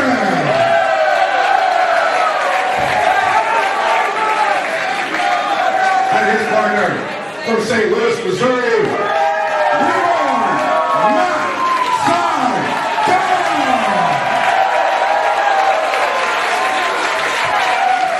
What just happened? But you almost pushed Devin down the stairs. He came up shouting at me while I had a live mic in my hand trying to do the ring introductions. I think he was supposed to pass a note to me, but he forgot until Matt Sydal was in the ring and I was in the middle of doing ring introductions. It was crazy. It's not necessarily how you do it. So crazy. I'm sorry, Devin. I apologize. But that's not how it's done. When you start off with, hey, I forgot to tell you. Well, you have a live mic in your hand? Yeah. This is why he's leaving. You're firing him. He's not really going to Florida. He's been future endeavored. Fired at this moment, but after the show because we still need him. That's right, yeah. And after he sends us the pictures of the show. Sure. Yeah. But not until then. DVD won't be out. He won't know. Yeah, that's true. But thank you, Devin. Best of luck to you. We love you. Hard to replace.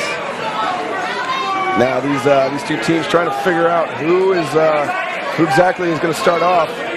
Sabin and Sydal formed an unlikely yet very, very impressive alliance against the Young Bucks. Was it December of last year, I think? Yeah. Untitled. No, Black Hole Sun. Black Hole Sun. Available on DVD at ProWrestlingGuerrilla.com. Monster Mafia making their debuts, Pro Wrestling Guerrilla debuts, last month from out of nowhere against the Young Bucks. Very impressive, though, in defeat. The Young Bucks aren't easy to beat. They are one of the greatest tag teams in the world. Joey Ryan and Candice LeRae with the titles right now. Very impressive reign for you two. Yeah, that's been, oh geez. You see Josh Alexander rolling Sabin through. Alexander, of course, with the ear guards on to protect from further cauliflowering of the ear. He's the Rick Steiner of the two. Yes. Not sure if cauliflowering is a verb, but it is now. Yeah, I don't know. Look at that, Sabin using some technical wrestling to escape from the leg lock.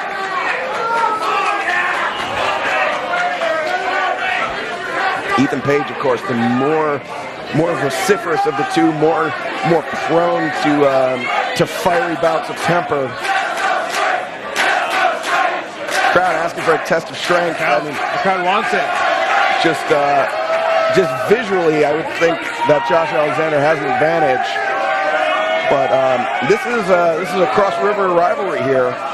Oh yeah, you're right. I didn't even think about that. Chris Sabin, of course, hailing from my hometown of Detroit, Michigan. And the Monster Mafia from Ontario, Canada. Right across the beautiful Detroit River. I believe Chris Sabin is stalling right now. Look at this, Ethan Page. Ethan Page taken aback by the strength of his tag team partner.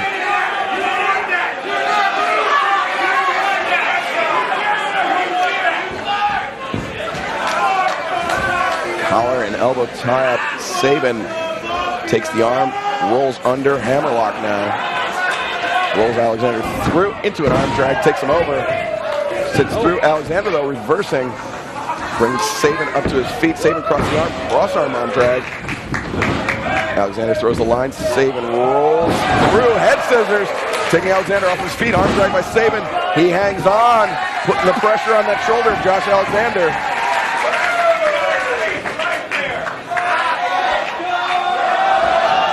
And now drops the leg across the outstretched arm. If your wrestling gear is the singlet and headgear and you're getting out technical wrestled, yeah. Is that kind of a... well, I mean, you know, technical wrestling, amateur style wrestling, a little different. That's true. You're right. You know, catch can grappling.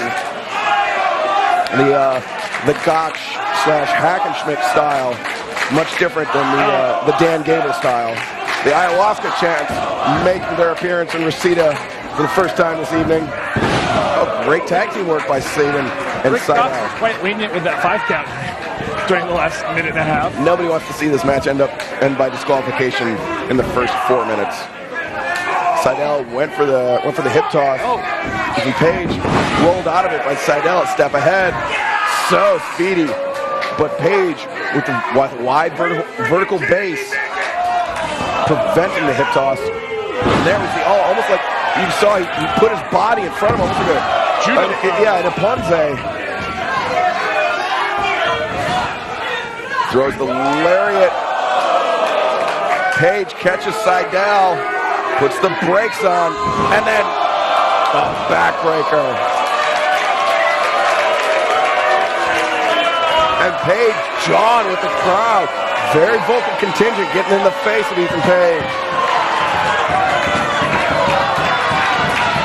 Riled up the faithful in Reseda.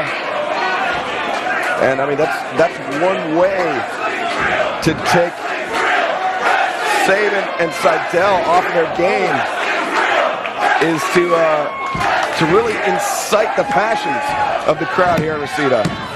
Lateral press from Alexander. Taking a nap? He is. And the ladies on ringside showing Page the finger, as the great Claudio Castagnoli would say. Now, this is the hallmark of the Monster Mafia. Their tag team techniques are exquisite. I mean, they are insanely impressive.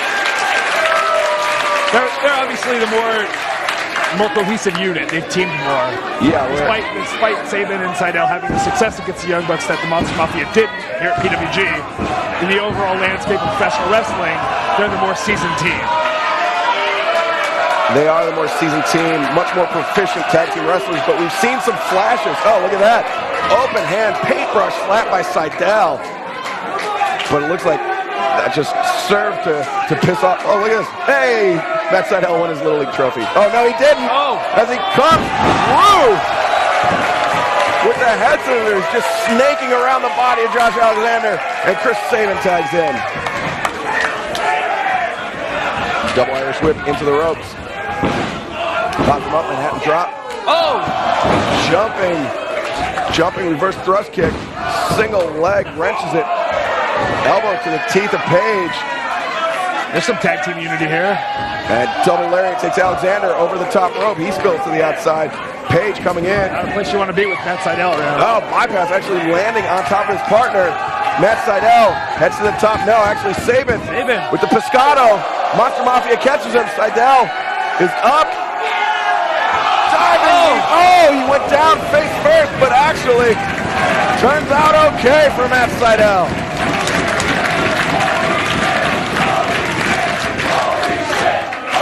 He cleared Chris Sabin's body and caught the Monster Mafia with a knee to each face. The precision required on a move like that is incredible. Well, it ain't Matt Sydal's first rodeo. That's very true, Joey Ryan.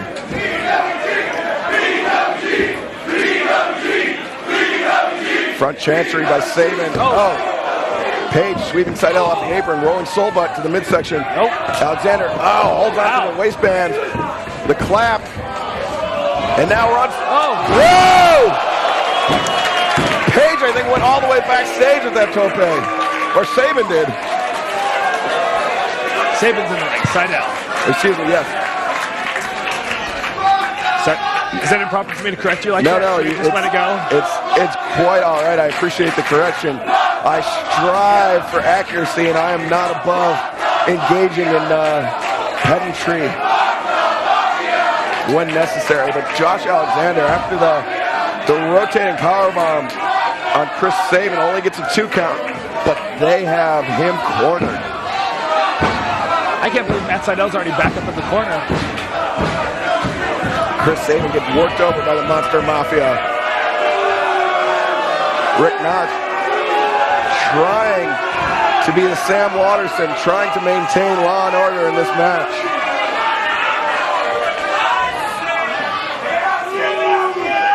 Page just kicking at the face of Sabin as Sabin tries valiantly to crawl his way over the corner.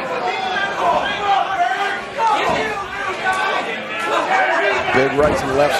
Ethan Page. Oh, the DDT just stuffed him. That's the thing in tag team wrestling. Oh, tag team wrestling, if you put yourself in between your opponent and your opponent's partner, it makes it even harder for them to make that tag, get out of the ring. Smartly done there by Ethan Page. And Ethan Page. Funnily enough, it is a full moon tonight. And now, a full moon in Reseda, California, indoors as well as out. Josh Alexander comes in, applies a chin lock, grinding down on the head, the neck of Chris Sabin. Lays him down, the boot scrapes across the forehead. Matt Sydal is pacing on the ring apron, just awaiting his chance to get in the match. The Monster Mafia doing a great job cutting the ring in half. Shot to the midsection by Page. Excuse me, by Alexander. As Page tags in. Sabin set pillar to post. Alexander charges in. Oh, wow. Joey Ryan really impressed by the Cabradora with the Sabin can't fist take drop. more of this. He's going to be out soon.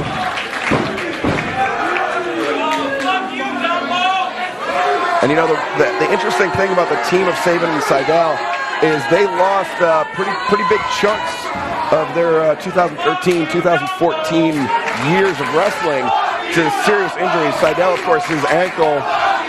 Sabin, his knees. And so, you know, this is really, they're kind of revitalized. Would you say that they're reborn? They are both reborn. Pun, I guess, intended. Very much intended. But yeah, I mean, so, you know, Sabin really making a name for himself as a tag team practitioner, broke out on his own but now finds himself back in a tag team situation with a very unique partner. Yeah, both these guys have had a lot of tag team success, actually. Yeah, actually, it's true. And Matt Sydal, of course, his shaman in South America, guiding them from long distance. Actually, a huge wrestling fan, so shout out to him. Yeah, he's definitely watching this DVD. He is actually. Sydal took a bunch of DVDs to give to his shaman, which is crazy. Oh, It is reversing. The sunset flip. Oh, lariat takes Sabin right off of his feet. more than sunset flips or flash spins, Sabin really needs to make that tag. Matt Sydal chomping at the bit. And the fans trying to get under Ethan Page's skin. He is all ego. And if they're chanting "your shit's weak" at him, that could just incite him to punish Sabin more. Yeah, that might not be good for Sabin. Unless it gets in his head and he makes a mistake. We got a front chancery applied. Up Sabin, rolls through, inside cradle. 2 count only. Oh, wrong corner. Oh! Drop kick takes Sabin right off his feet. Sometimes when you get wrapped up in those pins and you kick out, you don't know which corner is which for a moment. He had a ray of sunshine, but it is all darkness for Chris Sabin right now. The Monster Mafia looming large overhead. Now Sabin gets pushed to the corner, trying to fight his way out of a really, really bad situation. Alexander goes down, charges in. Oh, so close. Sabin reaching for it and just gets planted back in the corner. Now Alexander tags in, blind tag on Page. Elbow shot by Page. Both Alexander and Page going up, looking for the double superplex. This could put Sabin away for good. Oh, but Sabin fighting out of it. Rights and lefts, now a headbutt. Still far away from his corner. Sabin, flying cross body. Oh, he takes them both down. Oh, he's split. He's got his split though. Alexander grabs the ankle of Sabin. Oh, he makes it. Sydal tagged in. Alexander. Oh, a flying Bronco Buster jumping knee strike. Goes for the slice. No, puts the brakes on it. Sydal taking out both members of Monster Mafia. Only gets a 2 count though.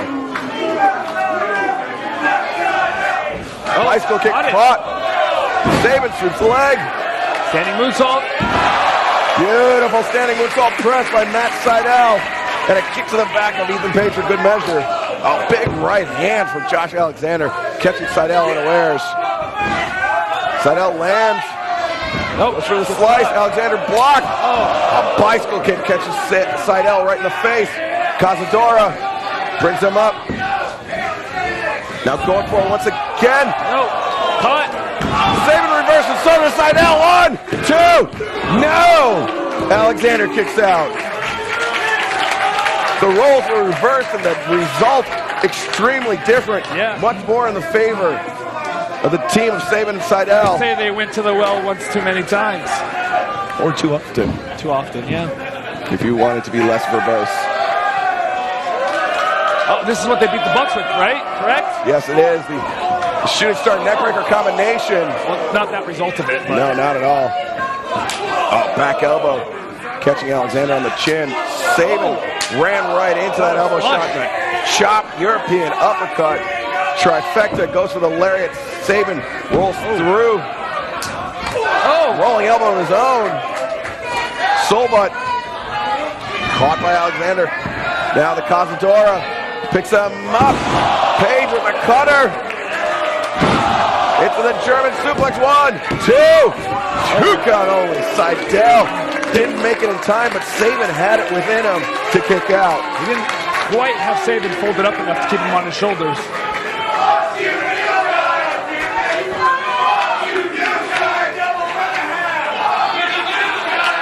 Monster Mafia is not making many friends here in Reseda. Not at all. But really, I mean, they're comporting themselves well in the face of a team that was able to beat the Young Bucks some months ago. They do have some support. Monster Mafia has a partisan crowd here looking for the Loch Ness Lowdown. Sabin though lands on his feet. Tries to vault off Alexander's chest, vault off his face. Second time's the charm. Now, oh, look at this! Wow! Innovative. Monkey flip, DDT, and now how many times can he get dropped on his head? springboard swinging DDT. Oh! Alexander kicks out. I guarantee you Alexander's dizzy right now. He got dropped on his head quite a few times. And spun around while being dropped on his head. Yeah. Sydal still the fresher of the two men, despite the punishment he took. But Sabin in there, he's feeling it. You know, I mean, there's, Joe, you know as well as anybody, even though Chris Sabin has taken a lot of punishment, when you feel that momentum, when you're on a roll, it's hard to break free of it. For sure. Just something gets in your head where you feel like you could do no wrong. Uh-oh. Page shoves Sabin into the arms of Alexander. Alexander rolling elbow. Oh, jumping enziguri. Now Sabin on the shoulders of Alexander. Lock this, load him! 1, 2, Matt Sydal leaps over Rick Knox to break up the pinfall.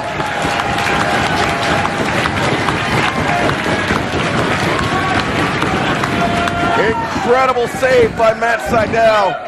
I think anybody else would not have made it in time, but Sydal's speed is just so incredible. It allowed him to get in there at 2.9.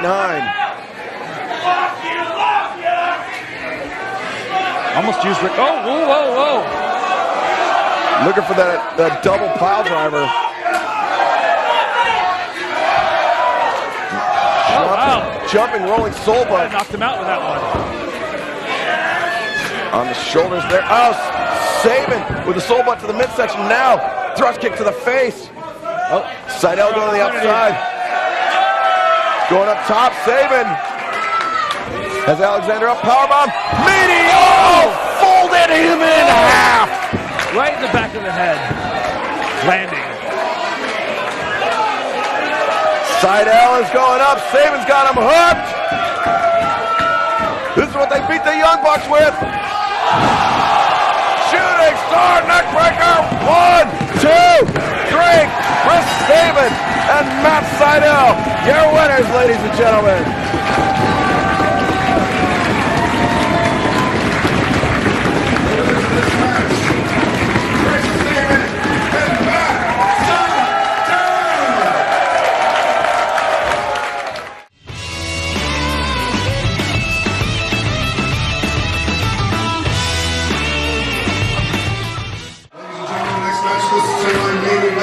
There's a singles contest scheduled for one fall with a 45-minute time limit.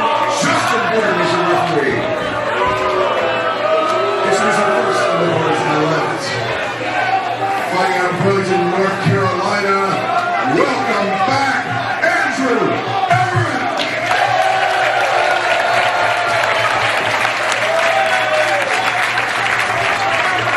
And his opponent in the corner to my right. From Paducah, Kentucky, he is the 2014 Battle of Los Angeles winner, Ricochet!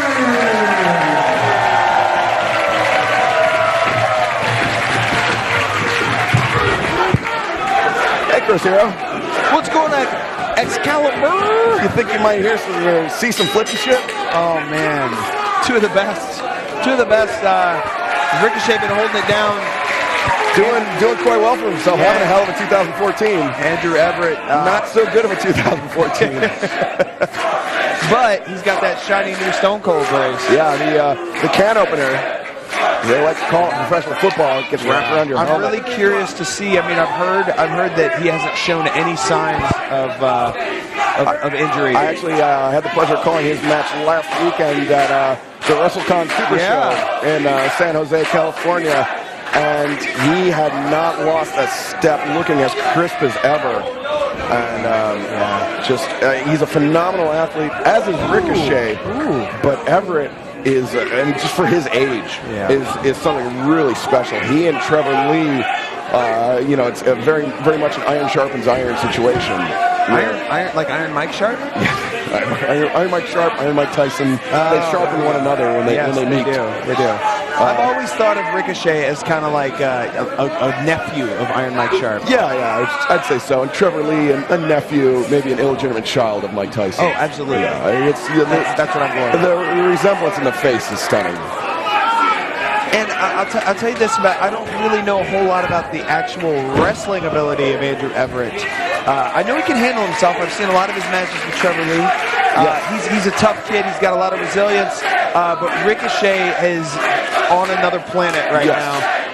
Best of the Super Juniors last year. Made it all the way to the Bowl of Finals.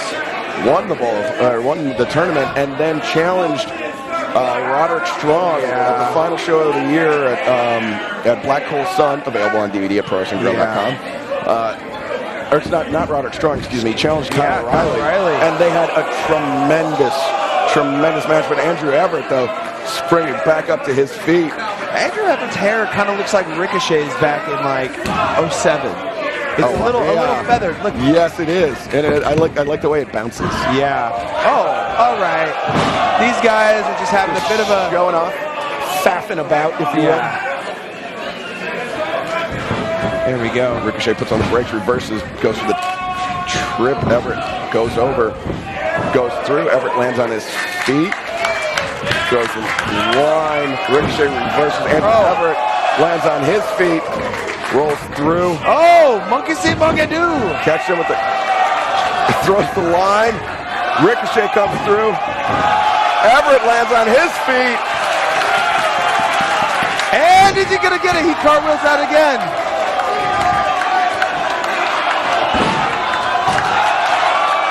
How many times can they?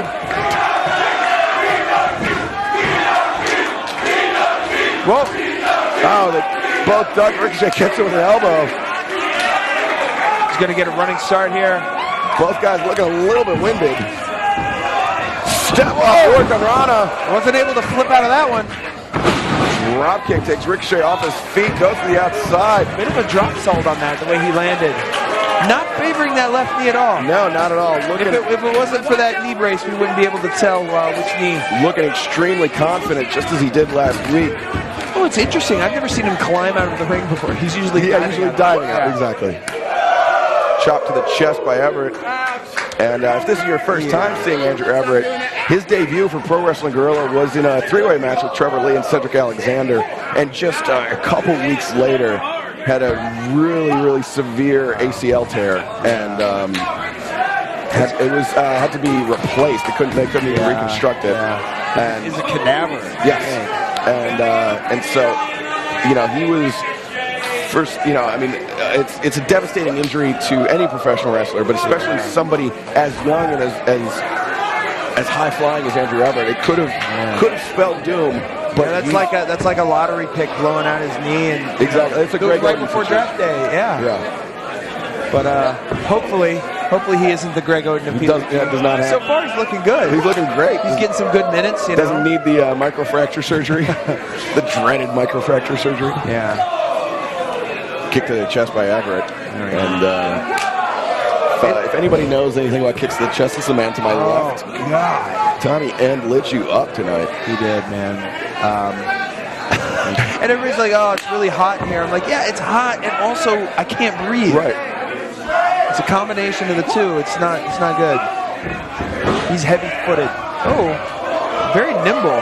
Ricochet escapes over the top. Springboard dropkick takes Everett down. Everett's legs got caught up in the rope. Oh, no. And Ricochet. Everett going to the outside. Measuring up. He likes to do this. Blows him the kiss. Tope con polo. Oh! Over the top, landing on his feet. Ricochet just floats on air. And I don't care if you've seen 100 Ricochet matches, you've seen him do that 50 times. It is awe-inspiring each and every time. It's incredible. I watch more wrestling than the average bear, and every time I see it, it just... Never not impressive. Yeah. Leaves me a little short of breath. Oh! Goes over the top with the stall. The knees, or the shins, on the top rope with the senton. Uh-oh. Ricochet taking his focus off Andrew Everett. And an idiot fan is bringing his beer into the ring. Andrew Everett couldn't make him pay for that. Ricochet with a chop to the chest. Yeah. European uppercut. This, I would compare this a bit. Let's see what he's going to follow it up here. I would unfucking necessary. Yeah, goddamn unnecessary. I would compare this to a match between old Pac and Ricochet. Yes. Very similar. Oh, look at that slides through. Catch him with a scissor, single leg scissor drop kick to the face. So much going on in there. I think he got him right across the ear. Yeah, Pac, of course, known now as Adrian Neville. But you can see that how the rules have changed, though. Yeah, whereas now Ricochet in the kind of the aggressor, the master role. Yeah. And Andrew Everett, the young upstart. And but Andrew Everett. We know what's coming here. Buster sets him up, sweeping those arms in. Ricochet. Is it the Rick? What would you call it? I like Ricochet. Hitting the ropes. People's moonsault. Electrifying. The hundreds in attendance and the millions and millions watching at home. But I was going to say, Andrew Everett, much more size than young Ricochet, than proto-Ricochet ever had. Yes, stockier. Man, that boy was thin as a rail. Ooh, he was Tommy Endpin. Ooh, yeah, absolutely. Justin Borden telling Ricochet to open up the fist.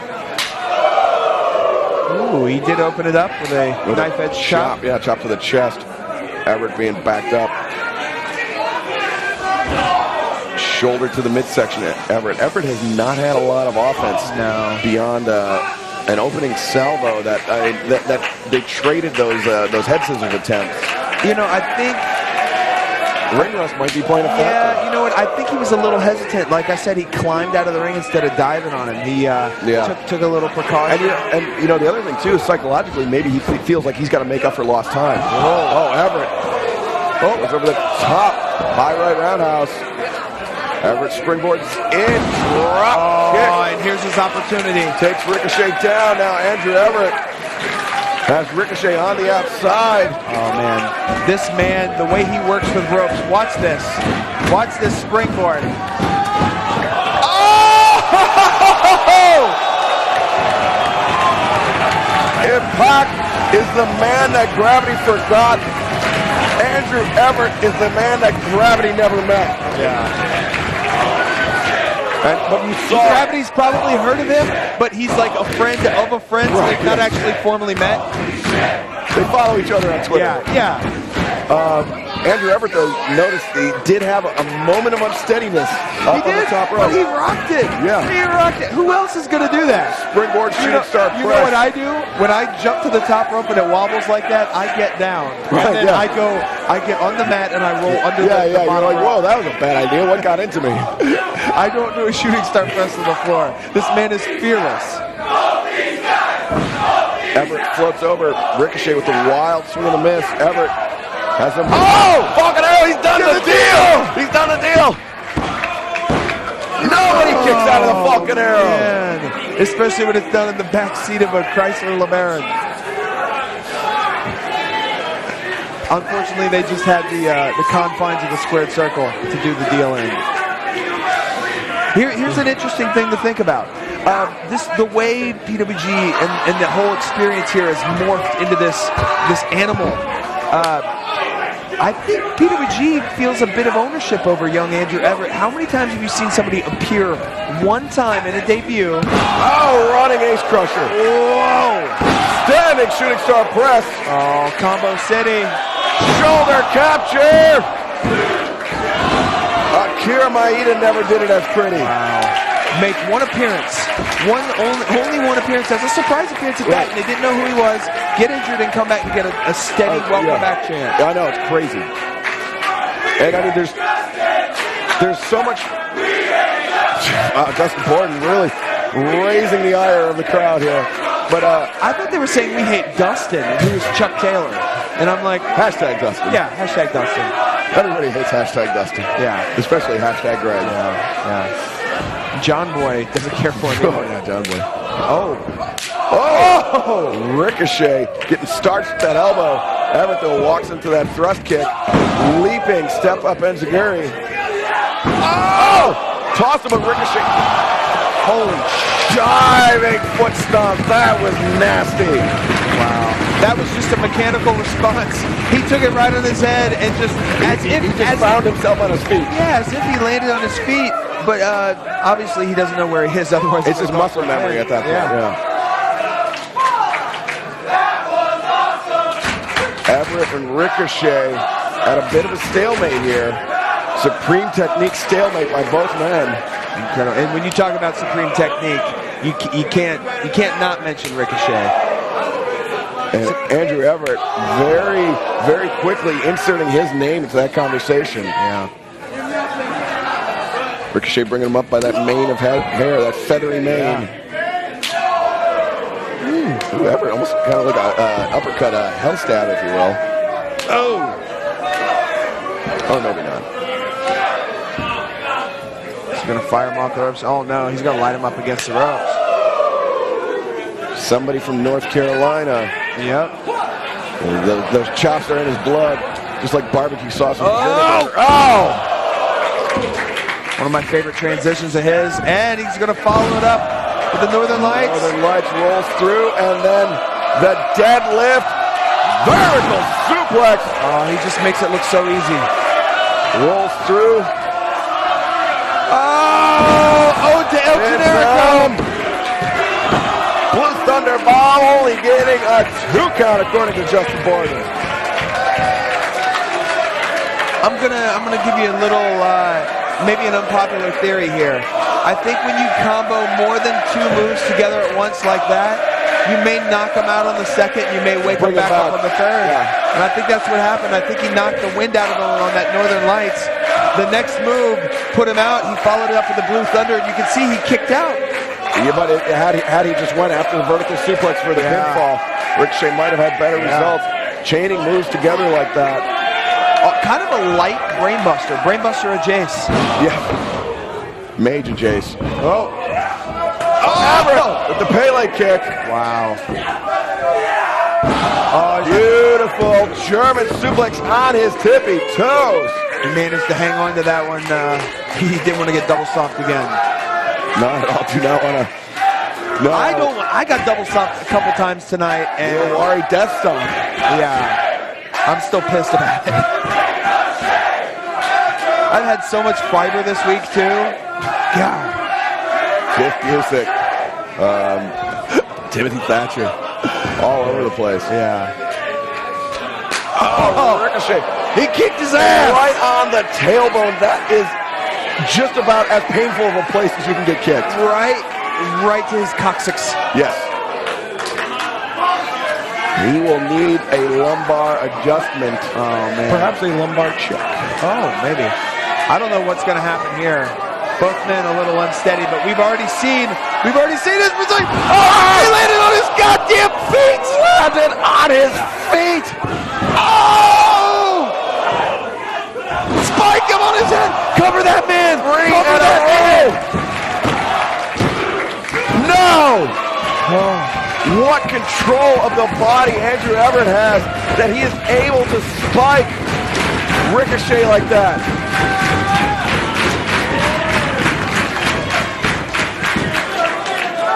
Son of a bitch. Just planted him hard.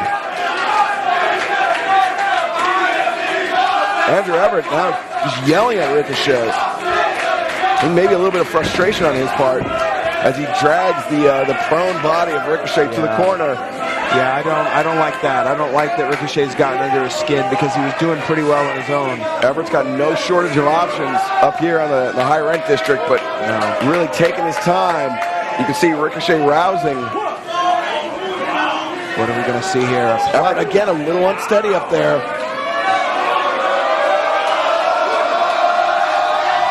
Oh, son of a bitch! Double moonsault! Nobody in the pool! Nobody home. Oh! Ricochet plants him. 1, 2. Everett kicks out. He took too much time. Allowed Ricochet too much opportunity to recover. I have never seen that in person, Excalibur. I've never seen that maneuver in person. He followed it up with the Galleria. Oh, spin kick to the face. High kick. Roundhouse now up on the shoulders. Then a driller. Oh! Pull that man to the center of the ring. 1, 2, 3. Ricochet. Huge victory over a very impressive Andrew Everett.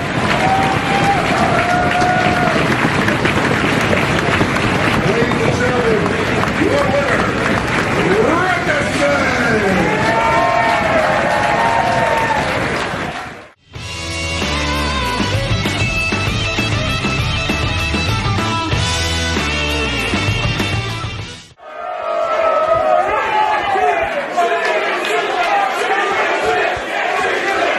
Ladies and gentlemen, the next match is a Pro Wrestling Guerrilla World Championship title match scheduled for one fall with a 60-minute time limit. Knox is your referee.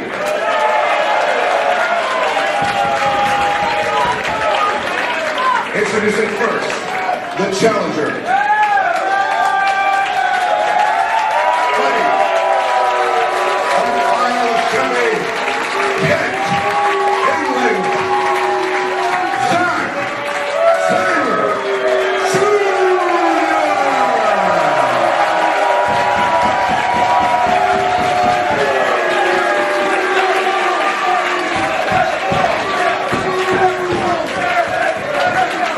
His opponent. He is the reigning and defending Pro Wrestling Guerrilla World Champion from Tampa, Florida, Roderick Strong.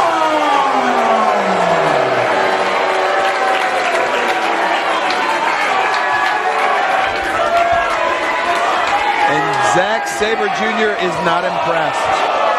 Nonplussed. And, you know, after Roderick Strong defeated Trevor Lee at Don't Sweat the Technique last month, Roderick called out Zack Sabre Jr. and actually put the board of directors in a very interesting position. Because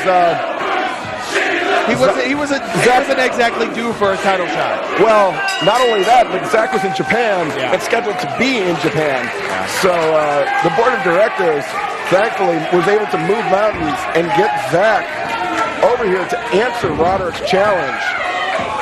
But this is really interesting because Roderick, I mean, could have taken his pick of anybody, but. And no offense meant by this, Chris, here, but chose to challenge perhaps the most prodigiously gifted technical wrestler in the world. What? No offense taken whatsoever. I mean, you know, I know we're good friends, but I know that you've had to hone your craft over a number of years. Whereas I've expanded into other areas, he is just so proficient. It just comes so easily to him. And I mean, it's great just growing up in that British system. And it's not just how many techniques he knows, it's how fluid he is and how well he knows them and applies them. Right. Because I've been in the ring with him several times now, and God, he's tied me up in knots numerous times. He knows he's just much more mature now. I wrestle every time it's something different. He grows every match.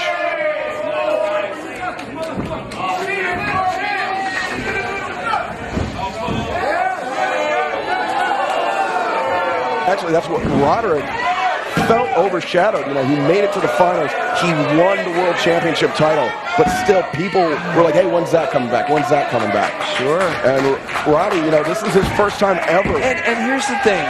A lot of people are saying, oh, he wants to prove that he's the best or whatever. Like, and I don't doubt that. But I think I think he's pissed. I think he's pissed that he finally got the championship. He finally had a successful defense, and everybody's still talking about Zack Sabre Jr. And this has been a 9, maybe 10-year quest for Roderick Strong to get the championship. He's held the tag team title. Hold on. The shitty little boot is getting worked over. Twisted. Don't get it twisted, Chris Hero. Yeah. Roderick Strong might be limping after tonight. He's a little bit precariously close to the ropes, actually. But Zack looks to be setting up for her, yes. Got him the English longbow. Oh, well done. Oh, and he pops him through. I'll say this about Zack. He's a chess player. Right? Yeah. He's thinking 3-4 moves ahead. That, like, for instance, that move he just applied right there, he was not trying to get a victory. Yeah. He wasn't even necessarily trying to wind him down. I think he was just trying to fluster Roderick Strong a little bit. But, you know, it's like putting money in the bank. Yeah. It's gonna pay off one day. Acuity, is that a word? I don't know. Accrual. Yes, it accrues value over time. Yes. As the great economist Adam Smith said, there is no greater force in the universe than compound interest. And Zack Sabre Jr. making some wise investments in the early goings of this match. Yeah. And I've noticed a little something different with Roddy, with the way he called this match out, the way he entered the ring tonight. He's overconfident. And not that he's not always overconfident, but putting that belt around his waist took away his desperation. Also, Roderick, of course, is the champion. Maybe the only champion in Pro Wrestling Guerrilla in recent memory to wear the belt around his waist when he comes to the ring. And who knows where else he wears that belt around his waist. That's true. He could be hanging out at Hogan's Beach in Clearwater. PWG champ. Yes. Not Roderick Strong, not Hulk Hogan. Yeah. There wasn't a title change that you guys didn't see. No, you definitely see him wearing it in Ybor City. Oh, look at that bridge. That is... Bridge, and now with the straight jacket applied on Roderick.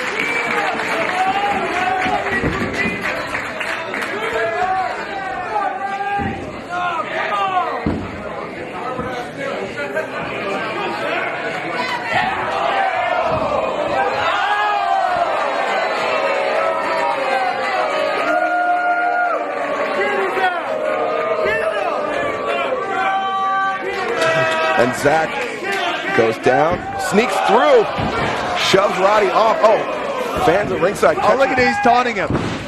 Catching a boot, Roddy goes over the top. The feint goes for the backslide. Terry Taylor backslide. Roddy, though, puts on the brakes. Maybe a Chris Adams backslide. Gentlemen.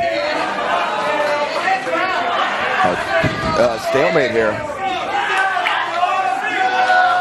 This is working in Zack's favor. He does have the longer limbs. He is a bit taller. Oh, Roddy, though, catching him with that knee lift to the midsection. Takes him down. That was actually pointing the knee to the rib cage. Oh, that's very livery. And so, you know, you've been Pro Wrestling Guerrilla World Champion, Chris Hero. I have. A long time ago, unfortunately. Imagine. Oh, look! Why did Roddy grab his fingers? I think it was just instinct. Yeah. Oh, that time stopped with Zack. Backslide. Deep backslide. You can see. Oh, we're a split second away from a new champion on a backslide. And look at the people here, mesmerized. Imagine if somebody was there that had only been in PWG once, that the fans were chanting for, that just disrespecting this long quest. Oh, Roderick, right on the button. Blasted him with that one. And I mean, just imagine how that would make you feel. And then imagine how, if you were as proud as Roderick Strong, I mean, prideful as Roderick Strong, and then these fans, and they're seeing the fans all over the world just kind of being like, yeah, it's great that you finally made it up the mountain, but we want to see Zack. Yeah, and I liken it to this. There's this girl you've liked for a really long time. You finally get into it. Oh, wow, Zack through and cross arm breaker, lightning strike.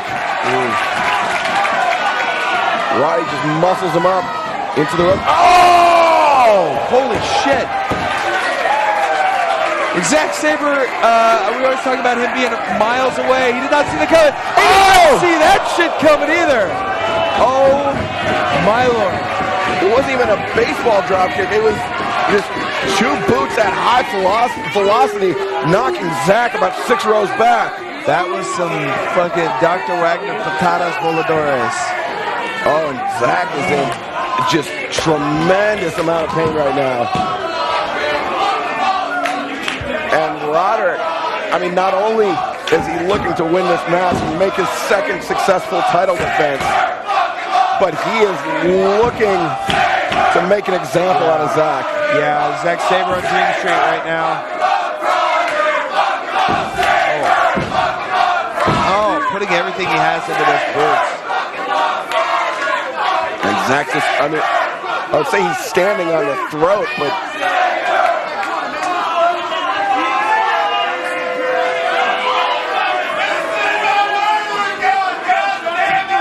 and now Roderick lighting him up with those chops he is so well known for. First chop of the match.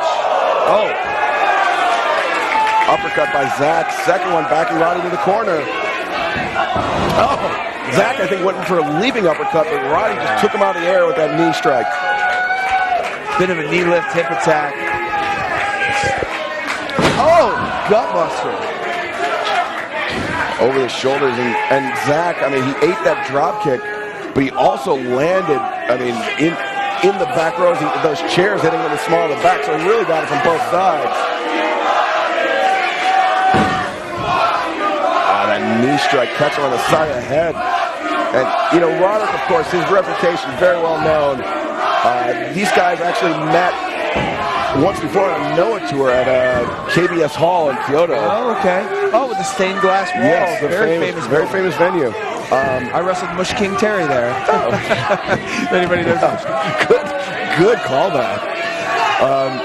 And Zack very wisely and very rapidly getting his way to the ropes. And so these 2 guys have met before, but I don't think that match had quite the intensity and had quite the high stakes of this match. And Zack actually uppercut backing off Roddy, makes his way up to the middle ropes. Roddy catches the boot, brings him out. Zack goes over the top. Is he gonna go in? Oh, he's got a double wrist lock on him. Beat the lock around him like a monkey on a tree. Oh, Zack just goes face first into that middle turnbuckle. And Zack Sabre perhaps a little too pleased with himself on that submission. Yeah. It was impressive. It was great, yes. He found himself face first into the buckle once again. Zack going right under the ropes, forcing the break.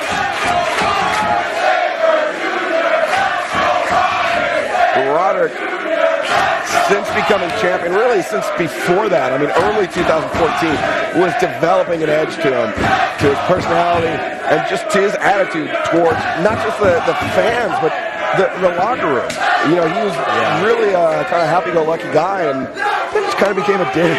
Like, I mean, it was over time, but like one day you just wake up and it's like, oh, Roddy's not. He was always a bro. Right. Oh, son of a bitch. Flattened him. He's always a bro. But I think once some of his peers started moving on and moving up, I think he took offense, you know. And I thought, you know, he was tired of Roderick Strong being in the background. Right, Roddy being also ran, being a guy that could never win. How many successful tag teams has he been in? You know, right, where his partner has gone on to other stuff, and Roddy, right to the throat. Jeez, just caught on the. Couldn't tell if it was the throat or the chin. I mean, Zack, holding his mouth. And, you know, if you have your mouth open when a kick, like, well, you know, because you use those kicks. But when you have your mouth open and your teeth just chatter together, it sends like a second set of shockwaves through your skull. You mean something like this? Yeah. Oh, there you go. You got a falsie in there? Yeah, I got some teeth issues courtesy of Tooths, my toothers. Roderick. High stakes. They're both on the ropes here. And there's not a lot of room to maneuver. Not a lot of room for error either. His ass is right on that post.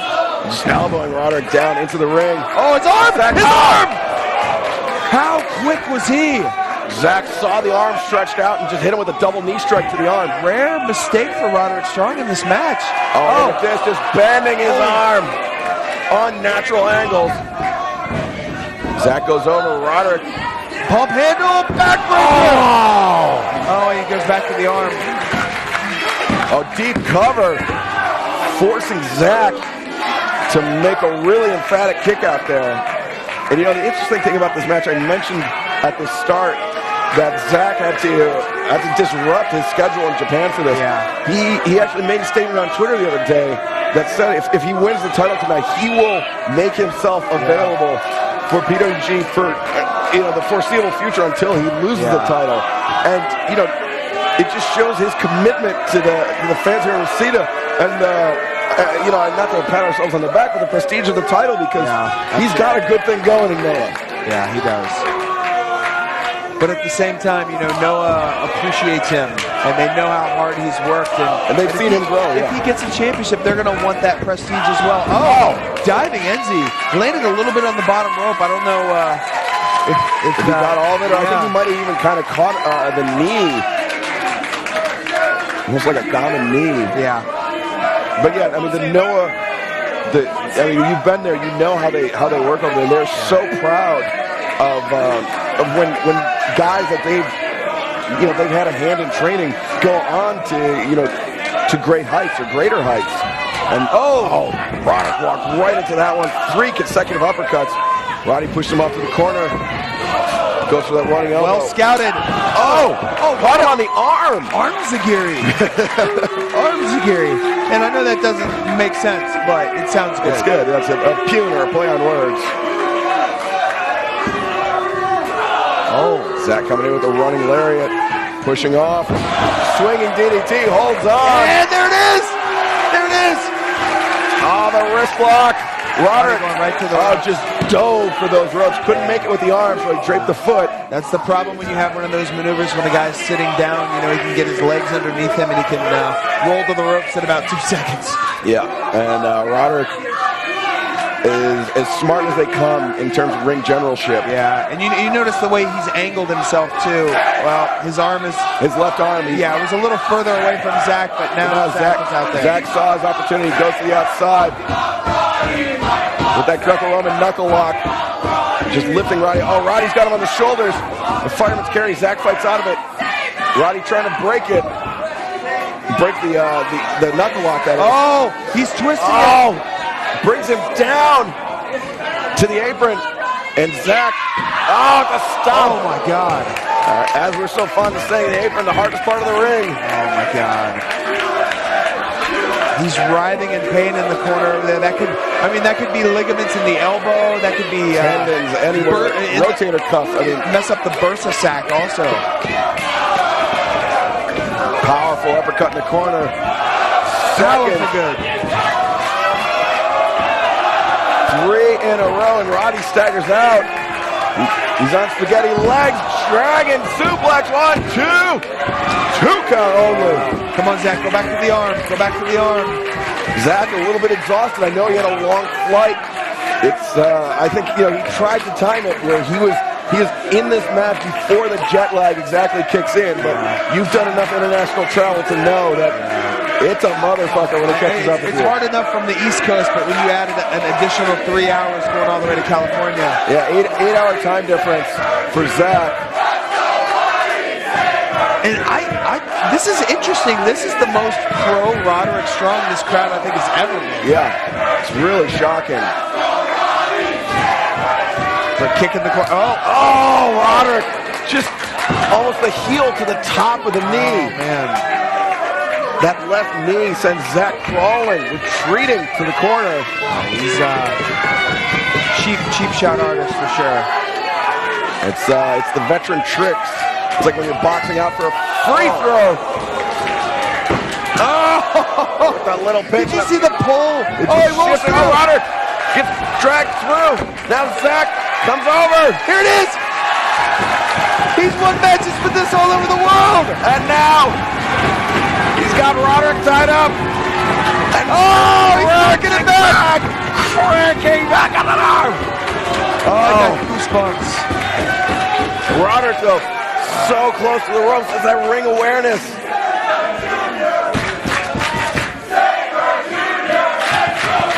If Zack was in the center of the ring, I don't know that Roderick could have made it to the ropes. I mean, just think about the torque he would have put on his shoulder had he tried to crawl over. And Roderick is, I mean, he comes at you with flying boots and such, but he also uses his arms a lot for all the heavy lifting. The backbreakers, that FRS, that freaky Roderick strength, he's so well known for. Back out on this apron here. Oh, no! Back suplex on the corner of the apron. Oh! Roderick Strong just dumped Zack Sabre Jr. spine first on the ring apron. Unfortunately, Zack taking a little bit too much time to pander a bit with the crowd. It's you know, it's interesting when you come to PWG and you're not a regular here. It's the crowd consumes you. The atmosphere is so different than anything else. I mean, it is so unique. It is unique to Pro Wrestling Guerrilla. It's unique to Reseda, California. And I mean, fans traveling from all over the world to be here tonight. And why not? And why not? The best wrestling on the planet. Right, where are you going to get an experience like this? Running knee. Running elbow strike. I think this could be it. Look at him. He does Zack is, he almost fell off the top just there. He thinks he's in Plapongi. Oh, actually, no, look at this. Grabbing the arm, maybe playing possum. Oh, commentary as Zack's head dipped low. All right, he's definitely in Roppongi now. Roderick, superplex. But his elbow. Yeah, Zack's head actually came down on Roddy's elbow. Oh, 2 count only. Oh, that 2 seconds of recovery may have made the difference. Oh, look at him just favoring that elbow, trying to get the feeling back in his fingertips and those phalanges. Yeah. And what is Roderick going to do? I mean, maybe go back to the backbreakers, soften him up for the stronghold. Yeah. But Zack, able to attack. Went for the boot. Roderick caught him. Oh, he went possum right into that too. Doctor bomb. Zack kicks out right into the stronghold. Center of the ring. Oh my goodness, that's a partial torture crab. He's got him torqued down on the side of his neck. Oh, he rolls him through. Zack Mike Jordan. Whoa, 1, 2. Oh!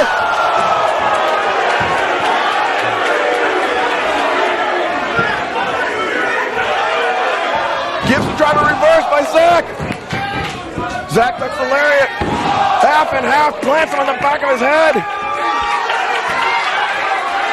Look at the hair standing up on my arm, Excalibur. Oh! Penalty kick, PK! Oh!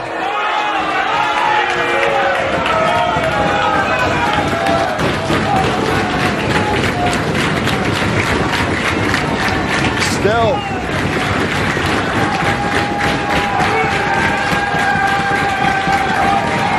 Are we going to have a new world champion? Are we going to have a new world champion?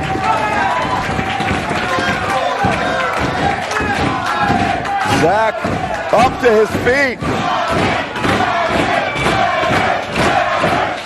Oh! Kicking that outstretched arm of Roderick Strong.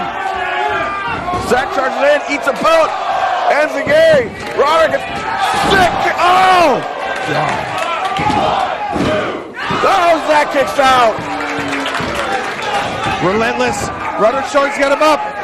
He's going to pop through to those double knees. Double knees. Now he's got him on the shoulders looking for the backbreaker. Oh, Torturaki rolls through. Oh! Oh! 1, 2! Oh! Are you shitting me?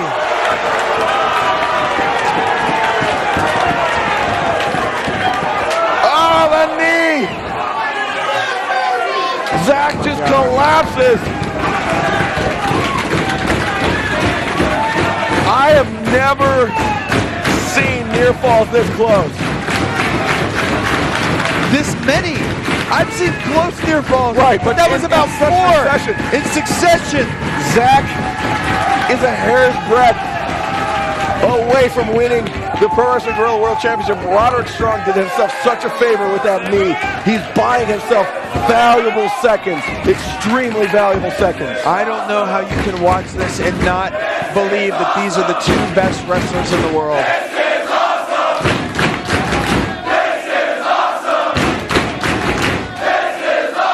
Roderick looking for the end of heartache. It is. Oh, Zack with the knee. Oh! Pele kick to the arm. He's going to follow it up with an uppercut. Oh, Roderick fires back with the elbow. Tit for tat. Oh, the headbutt. Oh. Roderick through the... Oh! Dude, you got him in! Oh, he switches arms! He switches arms! He's got it locked!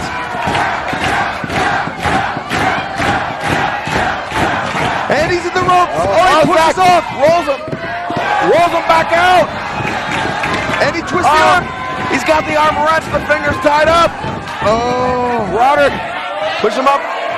Oh, he can't power him up! No, he's trying to drop him on his head! Oh, now stops to the face! Oh no. Rick Knox might have to step in here. Roderick is desperate. Oh, that's now ugly. steps over to the stronghold. Not like this. Not like this. Not like this. Oh, Roderick Strong. Damn it. After the stomps to the head. Damn it. Incredible effort by Zack Sabre Jr.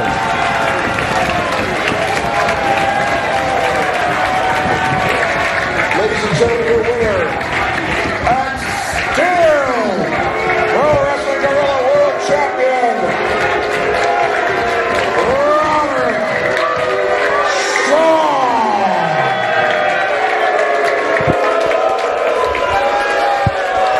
What an incredible title defense by Roderick Strong. Zack Sabre Jr., a worthy challenger. Ladies and gentlemen, thank you for joining us. This is Pro Wrestling Guerrilla.